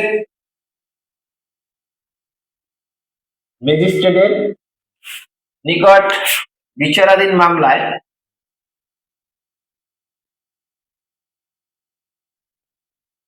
মামলার ব্যক্তিরা যদি অভিযুক্ত ব্যক্তির সাথে সম্পর্কিত না হয়, অভিযুক্ত ব্যক্তির সাথে সম্পর্কিত না হলে, ব্যক্তির সাথে সম্পৃক্ত না হলে বা ব্যক্তির সাথে সম্পর্কিত না হলে ম্যাজিস্ট্রেট কি করতে পারবেন, ম্যাজিস্ট্রেট এই স্থগিত যেটা দেখেছেন সেটা সামনে অগ্রসর হবে, স্থগিত যে দেখেছেন এটাকে রিভাইভ করবেন, স্থগিত মামলা অগ্রসর হবে, ঠিক আছে, অগ্রসর হতে পারে। তাহলে দেখেন, একটা বলছি যে একটা বিষয় নিয়ে প্রথম একটা এফআইআর হয়েছে, তারপর একটা সিআর কেস করেছে, সিআর কেসটা স্থগিত রেখে এফআইআর যেটা হয়েছে এটা তদন্ত রিপোর্ট চাইবেন, আদালত এই রিপোর্টটা যাচাই বাছাই করে রিপোর্টটা অ্যাকসেপ্ট করলে দুইটা মামলায় রিপোর্টের ভিত্তিতে চলতে থাকবে, অর্থাৎ সিআর মামলার আর অস্তিত্ব থাকবে না, জিআর মামলায় অগ্রসর হবে। কিন্তু যদি দেখা যায় যে এই সিআর মামলায় যে আসামিরা ছিল তাদেরকে সম্পৃক্ত না করে, তাদেরকে সম্পর্কিত না করে একটা রিপোর্ট দিয়েছে, তখন ম্যাজিস্ট্রেট চাইলে বা ম্যাজিস্ট্রেট তার যে কার্যক্রমটা স্থগিত রেখেছিল সেটা আবার সামনে অগ্রসর হতে পারবে, সেটা আবার রিভাইভ করতে পারবে। বিষয়টা বুঝতে পেরেছেন কিনা? কোশ্চেন আছে কিনা একটু জানিয়ে ফেলেন, যদি কোশ্চেন থাকে দ্রুত জানিয়ে ফেলেন। আচ্ছা, এখন আপনারা একটা, যেহেতু 205 পর্যন্ত এসেছি, এগুলো বাইরে রেখে যেতে চাই না, আপনারা একটা বিষয় দেখেন যে সেটা হলো, এই যখন একটা মামলা হয়, এই মামলা হওয়ার পরে, আচ্ছা 205-এর ডিটটা ইংরেজিতে আপনি একটু বেয়ার থেকে দেখে নিন, ইংরেজিতে কোন পয়েন্টটা বলবো বলেন। 205-এর ডির ইংরেজিতে স্পেসিফিক একটা টার্ম আছে, এই টার্মটা বলেন, আপনি বেয়ার থেকে দেখে নিন, একটু বেয়ার তো আছে, মূলায়ন থেকে ইংরেজি ভাষণটা দেখে নিন। আচ্ছা, তাহলে যে বিষয়টা বলতে চাচ্ছিলাম সেটা হচ্ছে, জেনেছেন ও আচ্ছা, তিনটা সোজা কথা, আপনার যে কার্যক্রমটা স্থগিত ছিল এটা প্রিলির জন্য অতটা ইম্পর্টেন্ট না, যে কার্যক্রমটা স্থগিত ছিল সেই কার্যক্রমটা সামনে অগ্রসর হওয়া যাবে। আপনি যদি ইংরেজিতে বলতে বলেন, আপনার কাছে বেয়ার অ্যাক্ট থাকলে একটু দেখেন, এটা বেয়ার অ্যাক্টটা দেখতে হবে আপনার, হচ্ছে এইভাবে তো বুঝবেন না অনেক কিছু, আপনার যদি ইংরেজিতে এখানেই বুঝে যেতে চান, আপনি বেয়ার অ্যাক্ট না দেখে তাহলে তো সমস্যা, বেয়ার অ্যাক্টটা দেখেন একটু, আমি একটু বলতেছি বেয়ার অ্যাক্টে কি টার্মটা ব্যবহার করা হয়েছে 205 ডিতে। এখানে দেখবেন বলা হয়েছে, if the police report does not relate to any accused in the complain case, or if magistrate does not take cognizance of any offence on the police report, he shall proceed the inquiry or trial which was stayed by him in according with the provision of this code. অর্থাৎ same জিনিসটা, যে police যদি যে রিপোর্টটা দিল, সেই রিপোর্টে যে কমপ্লেইন কেসটা ছিল এর মধ্যে কাউকে অভিযুক্ত না করে, অথবা ম্যাজিস্ট্রেট যদি পুলিশ রিপোর্ট অ্যাকসেপ্ট না করে, তাহলে তার যে কার্যক্রমটি স্থগিত ছিল সেই কার্যক্রমটা তিনি আবার দণ্ড, এই ফৌজদারি কার্যবিধির যে বিধান আছে সেই অনুযায়ী আবার চালু করতে অগ্রসর। আচ্ছা, আশা করি বুঝতে পেরেছেন। এখন আমরা যে কনসেপ্টটা নিয়ে কথা বলবো সেটা হচ্ছে, আমরা অনেক সময় এই রকমের একটা বিষয় দেখতে পাই, সেটা হচ্ছে কেউ অসুস্থ থাকে, অথবা কেউ হচ্ছে আপনার আসতে পারে না, অথবা অনেক দূরের পথ হয়, নারী হয়, তখন আমরা বলি যে উকিলের মাধ্যমে হাজিরা দেন। তাহলে এটাকে আমরা বলতে পারি ব্যক্তিগত হাজির হতে অব্যাহতি। তাহলে দুইটা বিষয় মনে রাখবেন প্রিলির জন্য, যে ব্যক্তিগত হাজির হতে অব্যাহতি চেয়ে কত ধারা অনুযায়ী আবেদন করবে। 205-1 এখানে ব্যক্তিগত হাজির হতে অব্যাহতি চেয়ে আবেদন করে, ব্যক্তিগত হাজিরা হতে অব্যাহতি এইটার আবেদন করবে 205-1 অনুযায়ী। ঠিক আছে, এটুকু মনে রাখতে হবে। আর একটা হচ্ছে এই এই যে ব্যক্তিগত হাজির হতে যখন আবেদন করবেন তখন আদালত এই আবেদনটা মঞ্জুর করে আইনজীবীর মাধ্যমে হাজির হতে তাকে বলতে পারে। ঠিক আছে, আচ্ছা এখন এই ব্যক্তিগত হাজিরের আবার ম্যাজিস্ট্রেট নির্দেশ দিতে পারে 205-2 অনুযায়ী। অর্থাৎ এই যে ব্যক্তিগত হাজির হতে অব্যাহতি দিল, এটা বাদ দিয়ে ম্যাজিস্ট্রেট চাইলে যে কোনো ব্যক্তিকে ব্যক্তিগত হাজির হতে নির্দেশ দিতে পারে। তাহলে যে কোনো ব্যক্তিকে ব্যক্তিগত হাজির হতে নির্দেশ দিতে পারেন 205-2 অনুযায়ী যে কোনো পর্যায়ে। তাহলে মামলার যে কোনো পর্যায়ে এই হাজির হওয়ার নির্দেশ দিতে পারে। আচ্ছা, এখন এই যে ব্যক্তিগত হতে অব্যাহতি চাইবে, এই ব্যক্তিগত হইতে অব্যাহতি কখন চাইবে? এখানে দেখেন বলছে যখন কোনো ম্যাজিস্ট্রেট সমন দান করে। তাহলে এটা হচ্ছে যদি সমন দান করে, সমন প্রদান করে, যে সকল মামলায় সেই সমন প্রদান সকল মামলায় করে, সেই মামলায় ব্যক্তিগত হাজির হতে অব্যাহতি চাওয়া যায় 205-1 অনুযায়ী। আচ্ছা, লাস্ট একটা বিষয় বলবো কমপ্লেইন্ট নিয়ে, তাহলে কমপ্লেইন্টের একদম সব বিষয় জানা শেষ হয়ে যাবে। সেটা হলো যদি এই রকমের কোনো ক্ষেত্র হয়, যেটা হলো একজন ব্যক্তি ম্যাজিস্ট্রেটের কাছে নালিশ করতে গিয়েছেন, কিন্তু দেখা গেল ওই ম্যাজিস্ট্রেটের এই মামলা বা এই নালিশ গ্রহণ করার এখতিয়ার নাই। এই ধরনের যদি সমস্যা হয় তাহলে এটার প্রতিকার কোথায়? তাহলে মনে রাখবেন যে ম্যাজিস্ট্রেটের যদি নালিশ গ্রহণ করার এখতিয়ার না থাকে তাহলে তিনি 201 ধারার যে বিধান আছে সেই 201 ধারার বিধান প্রয়োগ করেন। 201 ধারার বিধান কি করেন? প্রয়োগ করেন। অর্থাৎ যে ম্যাজিস্ট্রেটের কাছে নালিশ করা হয়েছে সেই ম্যাজিস্ট্রেট যদি আপনার হচ্ছে এখতিয়ার না থাকে, এখতিয়ারগত ত্রুটি থাকে, তাহলে ম্যাজিস্ট্রেটের যদি নালিশ গ্রহণের এখতিয়ার না থাকে, নালিশ গ্রহণের এখতিয়ার না থাকে, তাহলে ম্যাজিস্ট্রেট কি এই নালিশটা গ্রহণ করবে? উত্তর হচ্ছে না। তাহলে তিনি কি করবে? তাহলে ম্যাজিস্ট্রেট যে কাজটা করবে, দুইটা কাজ করতে পারে। একটা হচ্ছে এই ব্যক্তিকে তিনি যদি লিখিত আকারে নালিশ দেয় তাহলে উপযুক্ত আদালতে প্রেরণ করবে, এই নালিশটা উপযুক্ত আদালতে নালিশ প্রেরণ করবে যদি এটা লিখিত আকারে দেয়, নালিশ প্রেরণ করবে। আর তিনি যদি মৌখিক আকারে দেয় তাহলে ওই ব্যক্তিকে প্রেরণ করবে, উপযুক্ত আদালতে ওই ব্যক্তিকে প্রেরণ করবে। শেষ। জাস্ট ধারাটা ইম্পর্টেন্ট প্লের জন্য। ম্যাজিস্ট্রেটের যদি নালিশ গ্রহণের ক্ষমতা না থাকে তাহলে ম্যাজিস্ট্রেট কি কার্যক্রম করবেন কত দ্বারা বলা আছে। ক্লাসটার জন্য রেকর্ড থাকবে ক্লাসটা। ওকে, তাহলে আবার আমরা একটু রিপিট করি। ঠিক আছে, আপনারা একটু জানিয়ে ফেলেন ক্লাসটা কেমন লাগলো। অনেকক্ষণ ক্লাস নিয়েছি। 202 ধারায় খারিজ করবে না সুবর্ণ মল্লিক 201 ধারার কার্যক্রম পরিচালনা করবে। ঠিক আছে, যার এখতিয়ার নাই, যার এখতিয়ার আছে তার খারিজ করার অধিকার আছে। আপনার এখতিয়ারই নেই, আপনি খারিজ করবেন কিভাবে? আপনার যদি ঘরে ঢোকার অধিকারই না থাকে তাহলে আপনি ঘরে ঢুকে বসবেন কিভাবে? খারিজ করাটা তো ঘরে ঢুকে বের হওয়ার মতো। তাহলে আপনার তো ঘরে ঢোকারই অধিকার নাই, তাহলে ঘরে ঢুকতেই তো পারছেন, আপনার বের হওয়ার তো প্রশ্ন আসে। বুঝতে পেরেছেন?